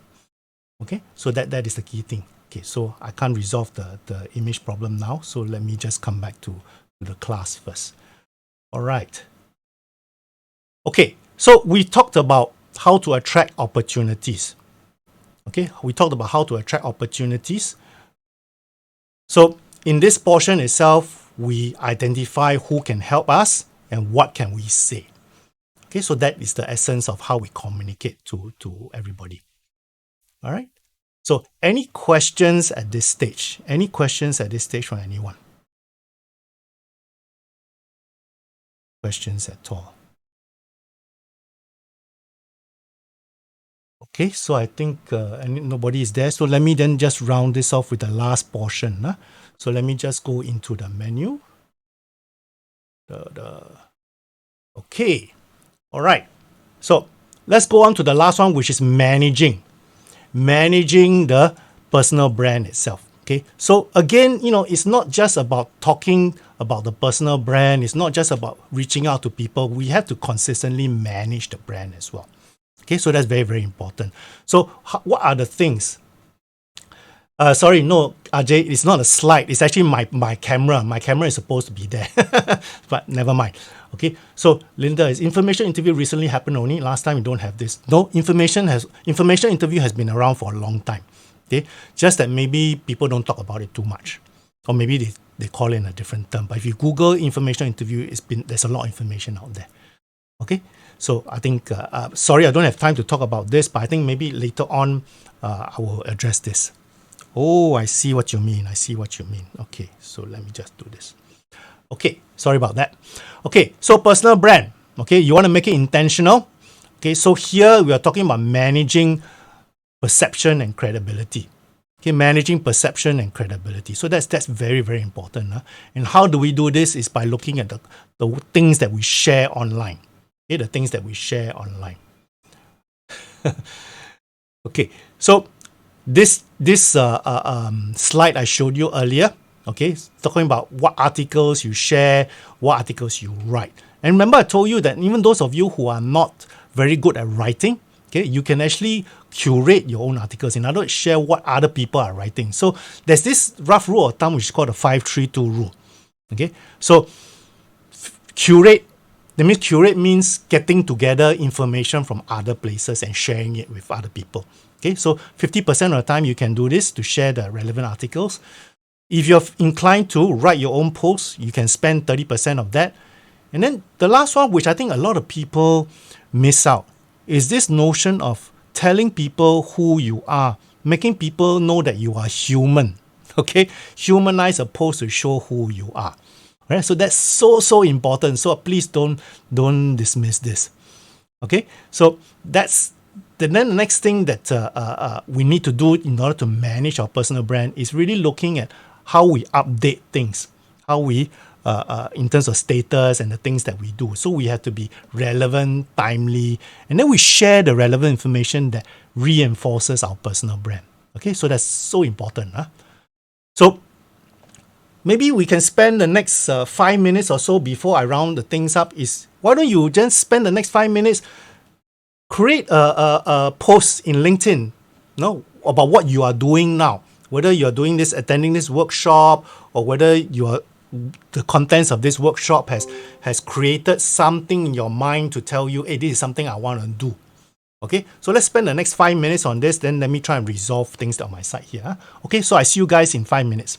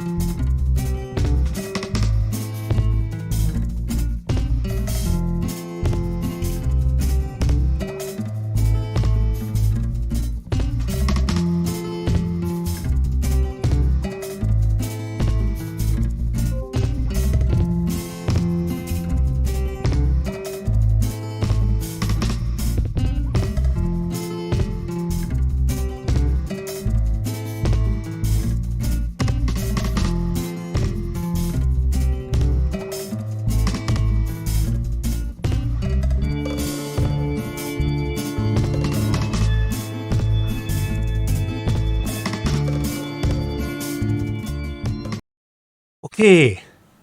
All right. I think I'll cut short the wait and then I'll come back to it. I saw some questions here. I think Yvonne is asking whether there would be a presentation, the slide decks to be shared with you. Yvonne, if you stay on longer, I'll share with something that actually even better than just the deck itself. Okay, so it'll be in the bonus section later on. Okay, so just wait, hold your horses for a while. I'm finishing soon. Okay, now let's round this off. So another way to manage the perception and credibility is, I remember I talked to you about your network. People also get an impression about you from the quality of your network. Okay, so it comes from the mapping that you have. Okay, so comes back to this notion. I think there was a question asked by somebody else to say, do we just accept anybody that comes in? It depends on what you're trying to achieve. Okay, if you're trying to get into a particular industry, then hopefully your network are people from that industry. Then that tells people that you are really, really interested in the area. Okay, so that's important. So the idea here now is to make sure that everything is relevant. Okay, everything is relevant. All right. So this portion, basically what we talked about, hopefully you have some techniques to help you continuously develop your brand. All right, so it is now just 4 o'clock. So let me round off the day, and then I'll go into some tips and tricks after the session itself, so that you all can take away something that's even more concrete, relevant. All right. Okay. So at the beginning, I told you, right? Personal branding for job seekers is very, very important for every job seeker. But more importantly, if you are someone who is going to change careers or someone who's going to look for opportunities that are not advertised in the public arena. Okay, so personal branding becomes a lot more important, especially in these two areas. Okay, so over the last couple of hours, we focus on attracting opportunities. Okay, how we get those things to come to us and how do we identify those things. So here we looked at 3 sectors, how we define.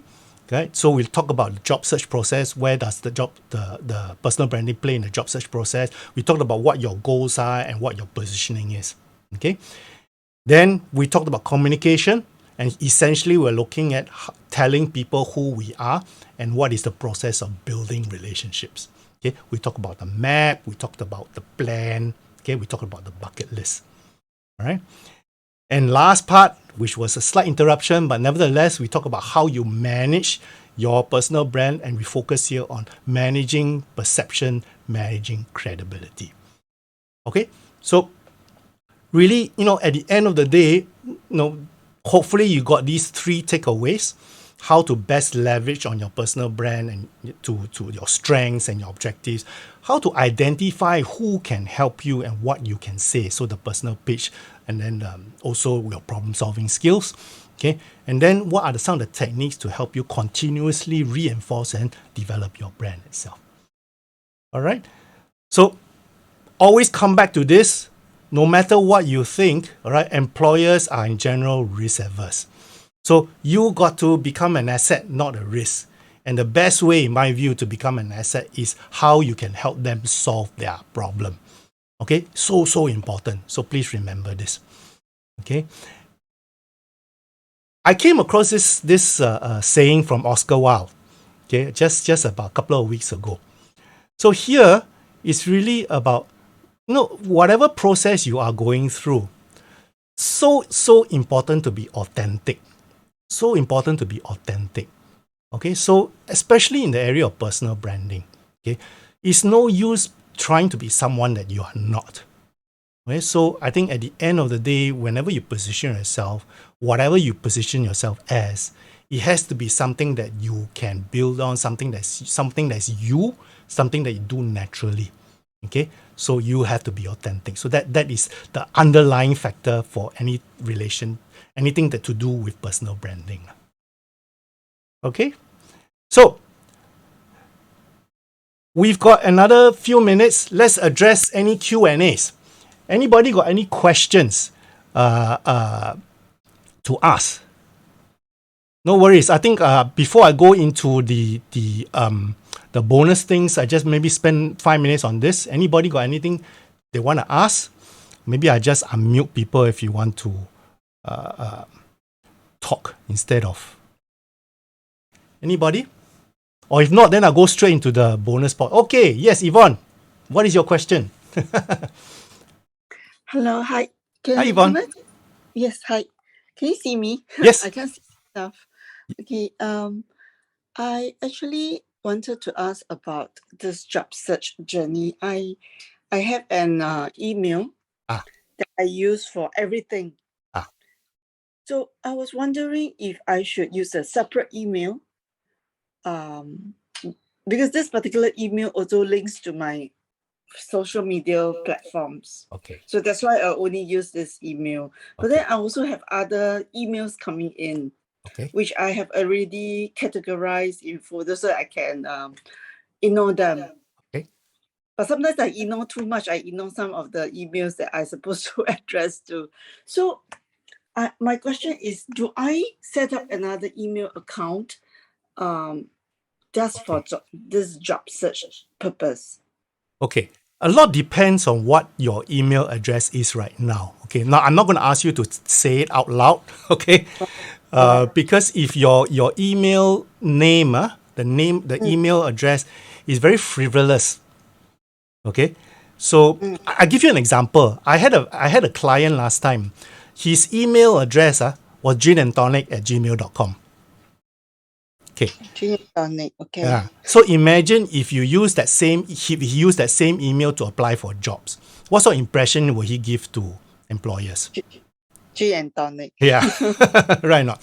So it all depends on what your email address is right now. If it is just your normal name, that's fine. It's fine. Okay. So then it's a question of how you manage your incoming emails. So you need to have a system for that. But if you feel that, hey, that's not working for me, you want a separate one, then by all means you can do so. Not an issue. So actually, it is fine that I use it. I use that because it's linked to LinkedIn and my other social Yeah, media. that's So fine. yeah, so I wanted the employer to check on my. I actually had this objective that I want the Understand. email that linked to the social media because Understand. I have my own social groups there. So But in LinkedIn, you can choose not to show your email, So that's a yeah, problem. employers search you up through your name. Oh, And so then actually, also, if you want to highlight your email, your LinkedIn profile, that under the LinkedIn there is actually a profile URL. So you go to your profile, you see the URL there. You can actually highlight that as well. okay, because actually I was told that in Lincoln I can have two email. I can have a secondary email address. Okay. I didn't know that. I didn't know that. Yeah, so I tried to do that, Mm. but it wasn't successful. Okay. So then I give up. I Okay. don't know how to do it because I'm not very tech savvy.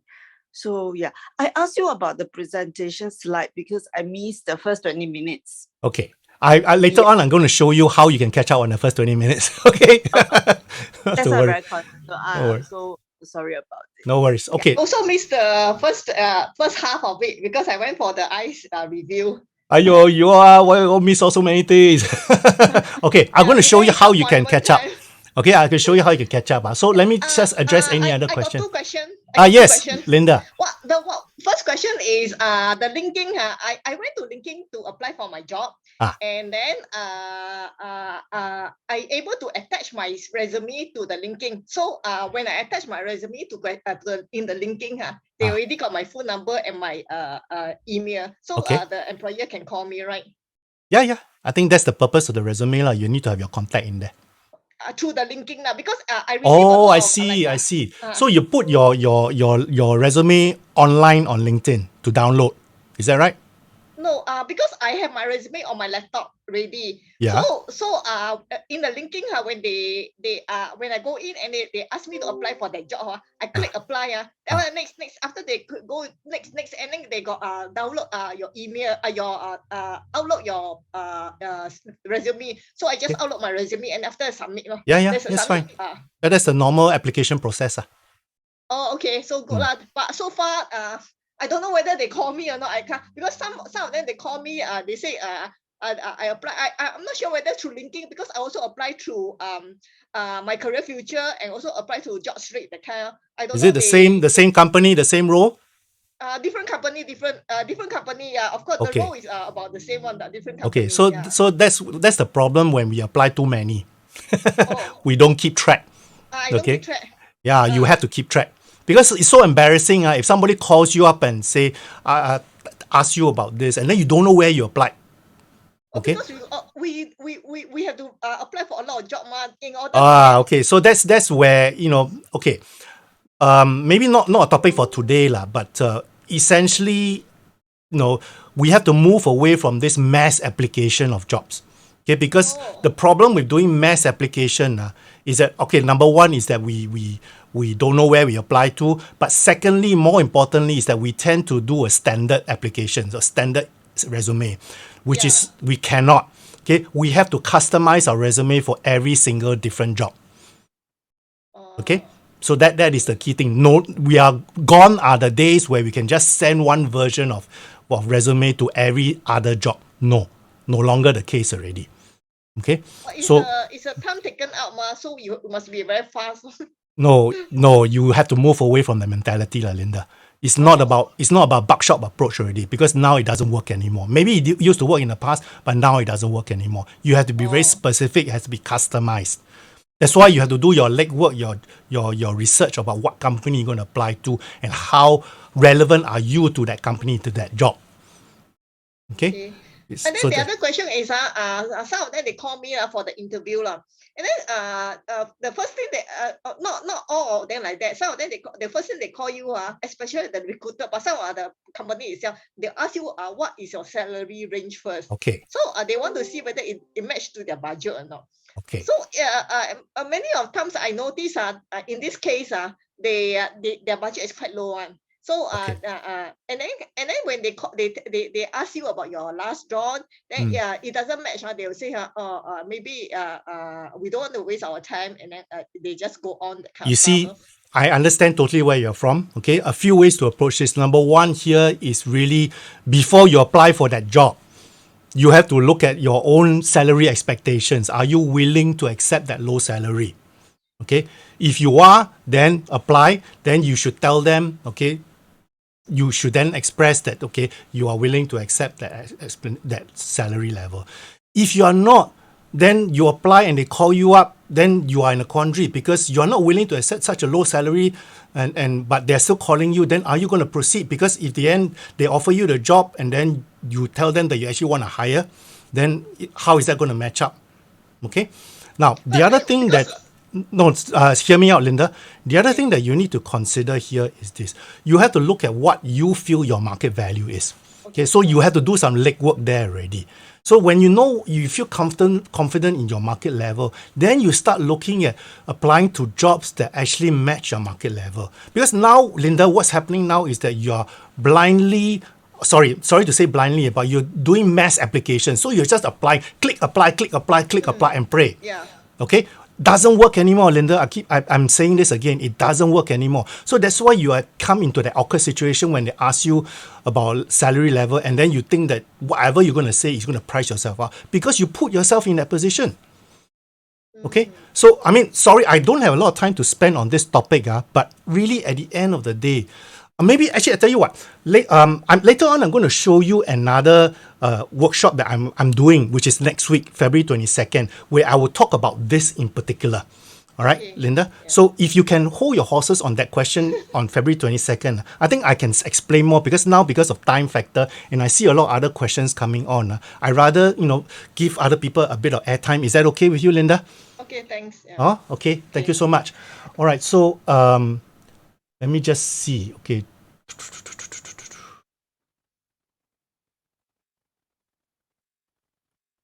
Okay, how to reduce the perception that one is overqualified for a role that you're interested in, even if the role is less demanding than the previous role. Okay, so this one, again, it's down to how you position yourself. Okay, so at the end of the day, the reason why are you thinking about that you're overqualified? Why do they ask you this question about that you're overqualified? Is it because they think that you are expecting higher salary? Is it because they think that you're not going to leave? I mean, you're not going to stay. Okay, so those are concerns you need to plan to answer. All right. So, and at the end of the day, it's about being able to address concerns about your age, about where you're from, about your background, and anticipate how you're going to answer those things. Okay, so it's not a straightforward yes and no answer. Okay. Daniel, mentioned in one of those slides about networking, how do we let go of those perceptions such as caring if how others view us, like if we have a motive or not? I mean, Daniel, when we talk about developing relationships, again, at the end of the day, you're focusing on those things in the yellow box. So you're developing relationships. So when you're meeting somebody for the first time, right? You're obviously if somebody say, why are you wanting to talk to me? Okay. So obviously they may have some question mark about your motives and all that. So I think you have to be up aboard. Say maybe you can say that, actually I'm interested in coming into this area that you're working in, or I'm actually interested in doing the job that you're doing. And I want to learn more from you. So those are things that you can explain to them as well. And this is also relevant when you're doing informational interviews. Okay, so Daniel, I hope they answer that. How do we answer when the employer asks you when you can start work? Wow, that's a good question, right? Joanne, it's up to you. There's no hard and fast rule to answer when you can start work. Okay, so I think you have to tell them when are you comfortable to start work. How do we present our interest in an interview and yet not too over present? Well, I think again, Angeline, this notion of sharing what you do, what you're interested in, okay, you have to make it relevant to the company. Once you make it relevant to the company, then you're not overselling already. You're just basically telling them how you can help them. Okay, so Angeline. Okay, so okay, Chris say how to make it relevant. Well, Chris, I just went through that for the last 1.5 hours, 2 hours, essentially looking at how you solve their problems, doing research on what the company is going through, and then basically linking the two up. Okay. Okay, Chris say hobby badminton. Then you have to ask yourself, how relevant is the hobby badminton to the job that you're applying to? If it's not relevant, then why do you want to say it? Yeah, then don't say it. Yeah. I mean, if it's relevant, once it's relevant, then it's good to highlight it. But if it's not relevant, like for example, I had a participant, one student did this in university. She asked me, can I say that I have got a lot of hobbies, I want to put this hobby into my resume. Then what's that hobby? Juggling. Then I said, but how relevant is that to the job that you're applying for? They say, because it shows multitasking. Then I pingsan lah. Okay, so there are other ways to show multitasking skills, right? Not just juggling. Okay, so Chris, they ask for my hobby. Okay, then that's fine. Then maybe they are interested in what you do as a pastime, which is fine. Right? Maybe they just want to see another side of you, lah. Okay, which is okay. Okay, Jason asks, how about sharing the resume to headhunter and companies, HR, encountering issue, headhunter cannot represent once company have the profile. Okay, this thing about going through a headhunter is a bit tricky here. Okay, because if you look at it, the headhunter, whose interest is he representing? What do you guys think? If you think that he's representing your interest, you're wrong. He's representing the interest of the company. Okay, because the company is the one that's giving him the pay, the commission. Okay, so that is a reality. Okay, so at the end of the day, sad to say, that's why if you are relying on the recruiter to the headhunter to present you in a good picture to the company, then you have to develop a relationship with the recruiter. Okay. Okay, another one. How to answer when the HR asks that, are there any push factors for you to look for opportunity? Okay, this is something that you have to rehearse because obviously you don't want to badmouth. Okay, so obviously, there are certain things like maybe good terms that you can say. So I want to expand my horizon because I'm really looking at doing something more. Okay, or I'm looking to move into a growth area. Okay, or I feel that I'm going through some courses right now and I want to be able to use those skills in the new job that I'm looking at. Okay, so something that is more proactive and more positive lah. Okay.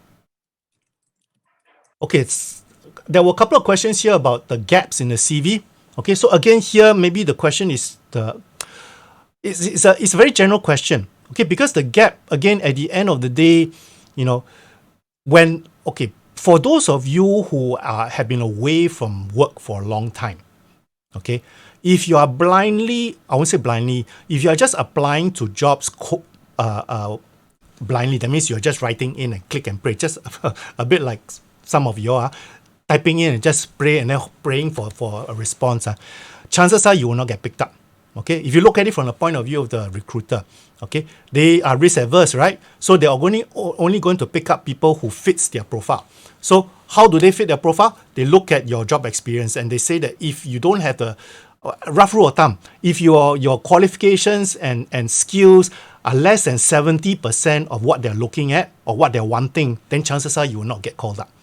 Okay, so for people who are career switchers, for people who have not been working for significant amount of time, for people who are looking to identify, or rather, okay, for these two groups, you need to go to my workshop next week. Go for the hidden jobs. Okay, because by blindly applying for advertised jobs, your chance of getting picked up for interview is much less than those people who have the relevant skills and experience. Because again, if you look from the point of view of the recruiter, they're only going to pick up people who they find are able to help them immediately. Okay, so you need to go another route to get those opportunities. Okay, so that's by going through the hidden jobs. Okay. Okay, let me see others. Okay, if you want to reach through the company only goes through the recruiter. What is your chance of success? There will always be companies who push you off to say that, oh, you just apply to a recruiter. So and when the person says that, when a company says that, that means you don't have a relationship with anybody in the company. So that's why if you have a developer with somebody that's on the inside, that person can be your supporter, can be your referral. Okay, so that's why informational interviews are very, very powerful, because they become your recruiter on the inside. They become your supporter. Okay, so again, I'll be talking about this a lot in the hidden market things next week. So again, I don't have time to talk about this here. I'm conscious of the time. Let me see, what else is there?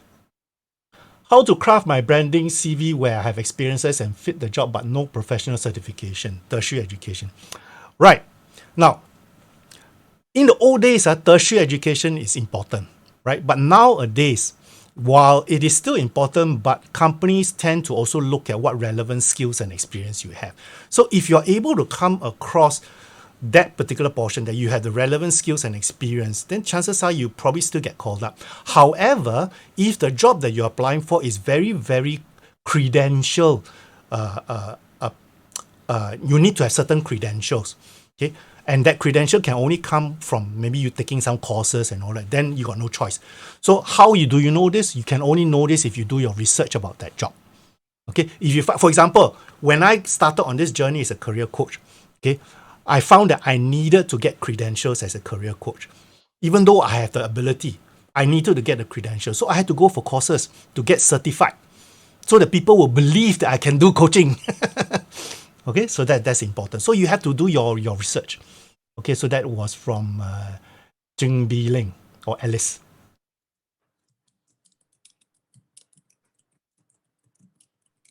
Okay, if you have qualifications only but no work experience and age is against you, what are chances of getting a job since employers are risk averse?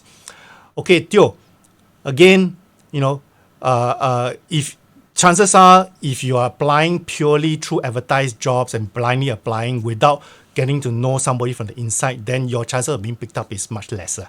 Okay. However, if you build your brand, you go about developing your network, getting to know somebody inside, and they become your supporter, then your chances increase better. Okay.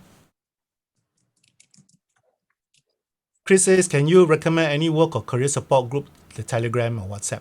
At this point, I don't have any, but I think you just have to, I don't know of any, to be frank, Chris. Okay, Red. previous employer resigned 2 years ago, asked her to go back to a company. In your opinion, should she rejoin if her ex-boss is dominating, demanding, difficult to get along with, or wait for the next job opportunity? This one I cannot answer because it's down to how desperate your friend is for a job. If your friend can still tahan and move on, because it sounds to me like maybe one of the reasons she left in the first place was because of her ex-job, of her ex-boss. So if she goes back, she's going to have the same situation again. All right. So, I cannot answer that. I cannot say you don't go back because sometimes she may need the salary. Then obviously, then she may be her choice. She may be more inclined to go back just to suffer that for a few months or whatever. Okay. So it's down to her. Yeah. Okay. There was a question on GitHub profile. So even I'm not very familiar with GitHub. So I think that's a very specific industry portal, if I'm not wrong. So you probably got to do your research to see how relevant GitHub is into the area that you're going into. Okay, so I'm not very familiar with that. But I think, if it is something that's very prominent in your industry that you're going to, then probably you need to be in there. Okay. Let me see. Did I miss out anybody's question? Sorry if I did. So information interview must be with who? Is it with the company that we are applying for or with Not somebody necessary, Linda. Remember I told you about the doing the network map and doing the bucket list and all that? Okay. So the information interview could be people that you admire working in the same industry and you say, I want to learn from you. So essentially information interview is about learning from that person. Learning what he does, how he became successful, learning about what type of projects or what type of opportunities there are, rather than sort of trying to get him to give you the job itself. Okay, so that means not necessarily that it's the same job lah. He can be another type of it can be career so long as he is able. If you feel that he's able to give you the information that you're looking for, or he's able to give you advice of what to do. Okay, so that's important. Okay, Daniel asks, how do we maintain or follow up to deepen the relationship? Like any other normal relationships, you continually go back to them and tell them what's happening, or you continue go back to them and build upon what you discussed before. Maybe you came across a piece of information you feel that they may be interested in, and you just go back. So building relationships take time. It's not just one meeting, then you have the relationship already. Okay, so Daniel is continuously going back and just cultivating. It's just like any other friends or any other people you meet. If you want to continue being a friend with that person, you have to keep going back. Okay, be in contact. Okay, so I'll tell you what. I know it's 4:30, so let me very quickly round things up. So let me do this. Okay, I want to ask you to do a few things. Number one here is this. I invite you to connect up with me. Okay, so in two ways. One, obviously, you can join the Facebook group because that's where I regularly, how should I put it? Regularly post the tips and information about what's happening in the career marketplace, and also some new things that I've done. So I put that link into the chat box. And then also to, what else is there? My LinkedIn profile. Okay, so that's my LinkedIn profile. So please do also connect up with me on LinkedIn, because again, I share regular information about what to do next. Okay, how can I? Are you more actively in LinkedIn or Facebook? Both. I try to do both. Oh, okay. Okay. So all right. this QR code is for the LinkedIn one, No, this QR code is for the Facebook. Okay. So Cecilia asks, how can I find your next Zoom session? Okay, so let me come to that. All right, so this is the invitation is for you to connect up with me, because I regularly share information and updates. Okay, so that's one. So secondly is this thing about the next session. Okay, so I have a session on 22nd February, Attacking the Hidden Job Market, and 18th March, Coaching Yourself to Career Success. All right, so here is really about the way you go for these workshops is the same way you did when you sign up for this particular workshop. It's the same portal. Okay, so you just go in there and sign up. The one in March is not open yet. They only open in March. Okay, so you just sign up for that. And I have your linking QR code. I didn't put the LinkedIn QR code here, so let me just put it into the yeah, okay, she's saying thank you so much. She's saying wait, it's in the chat box, the LinkedIn profile.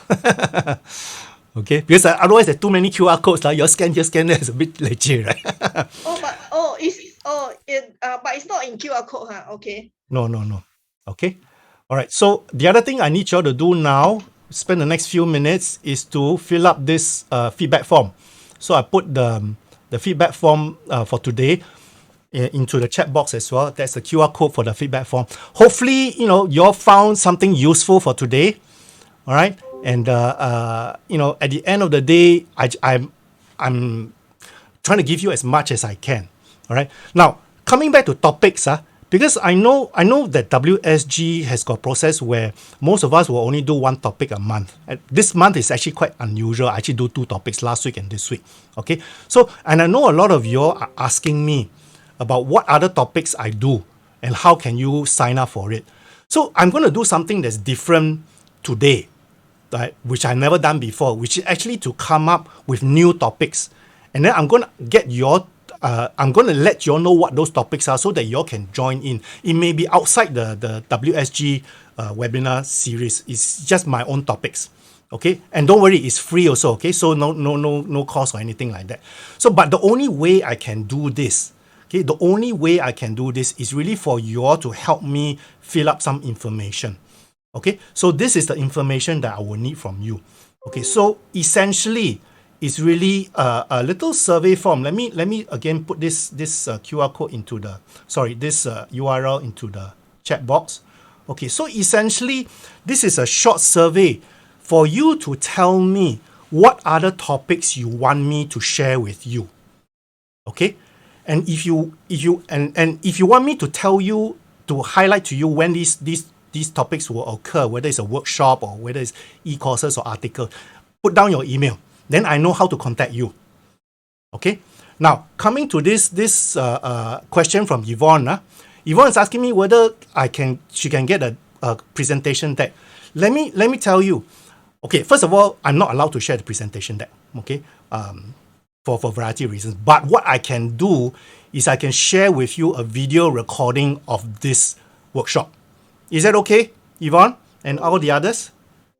Okay. So the link is not working. Is the link not working? Oh dear. Let me just confirm this. Very sorry about this. I thought the link was working. Let me just hang on. So if you let me just find out why the link is not working. I'm so sorry about that. Okay.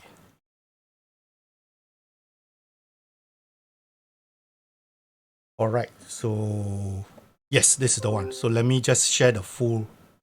Okay. So let me share the full link for you. Okay. So this is the link to the survey so that I can send you the recording as well. Okay. So this is the survey that you need to put in to tell me what your topics are. All right. Put down your email so they can inform you of those topics in the future, but also tell me, then I can also share with you the video recording. Okay. So hopefully that works for you all. Okay. So that's bonus number 1. So I know I've not done that before. Chat block for copying. Don't copy lah, just click on the link lah. Chris, just click on the link lah. Okay, so is the link working for all of you? I hope it is. Okay, good. So this is bonus number 1. Okay, so hopefully you see some value in this because a lot of people have been asking me about, can you do the deck? Can you do the video? And I thought, what can we do? Okay, so it doesn't allow you to select multiple options. I'm so sorry about this. Why don't you put it under others, Julie? Put it under others. What else you want? Okay, so you choose one and then the others you put under others. Okay, sorry about that, Julie. I just very quickly put this survey up a couple of days ago.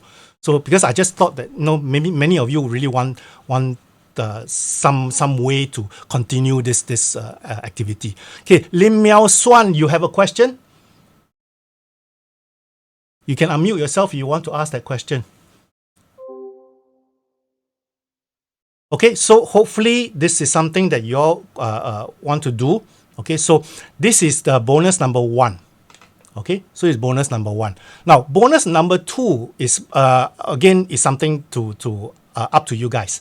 Okay, so I recently put together. I did a 1 full day workshop on career switching. Okay, so many actually asked me, and then I put together an e-course. So this e-course, I launched it in February 1st, and many people actually took up the pre-launch offer. So, but then after the pre-launch offer was over, it was I still get a lot of emails saying that, can you all get it cheaper? Can you get cheaper?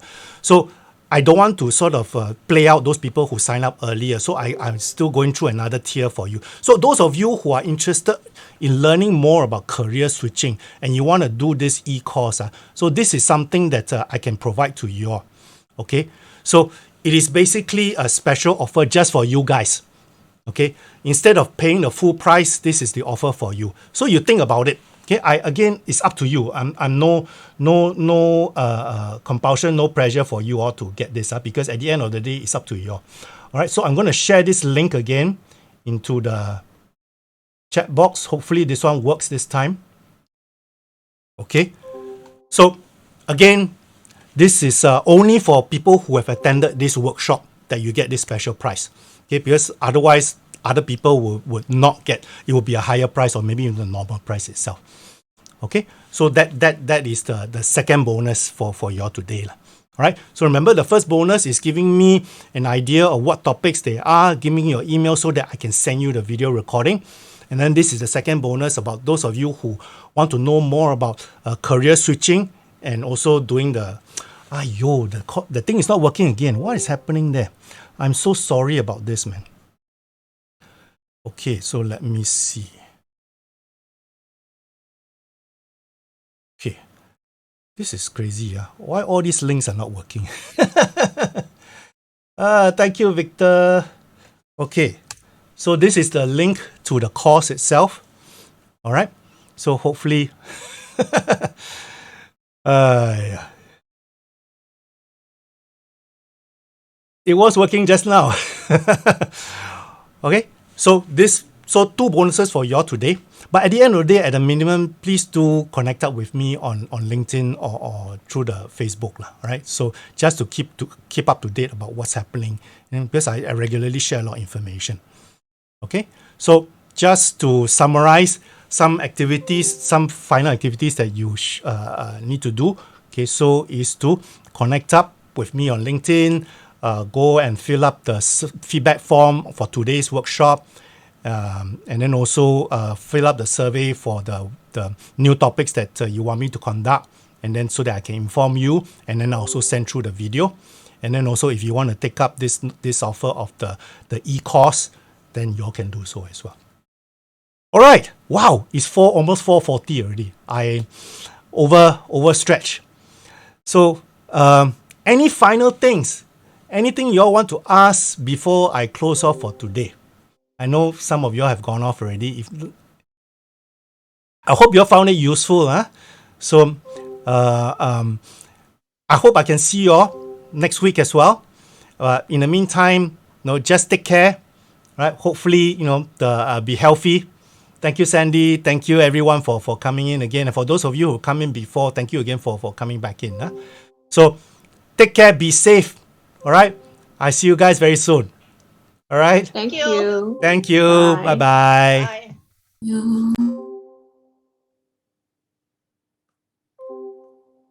You say something so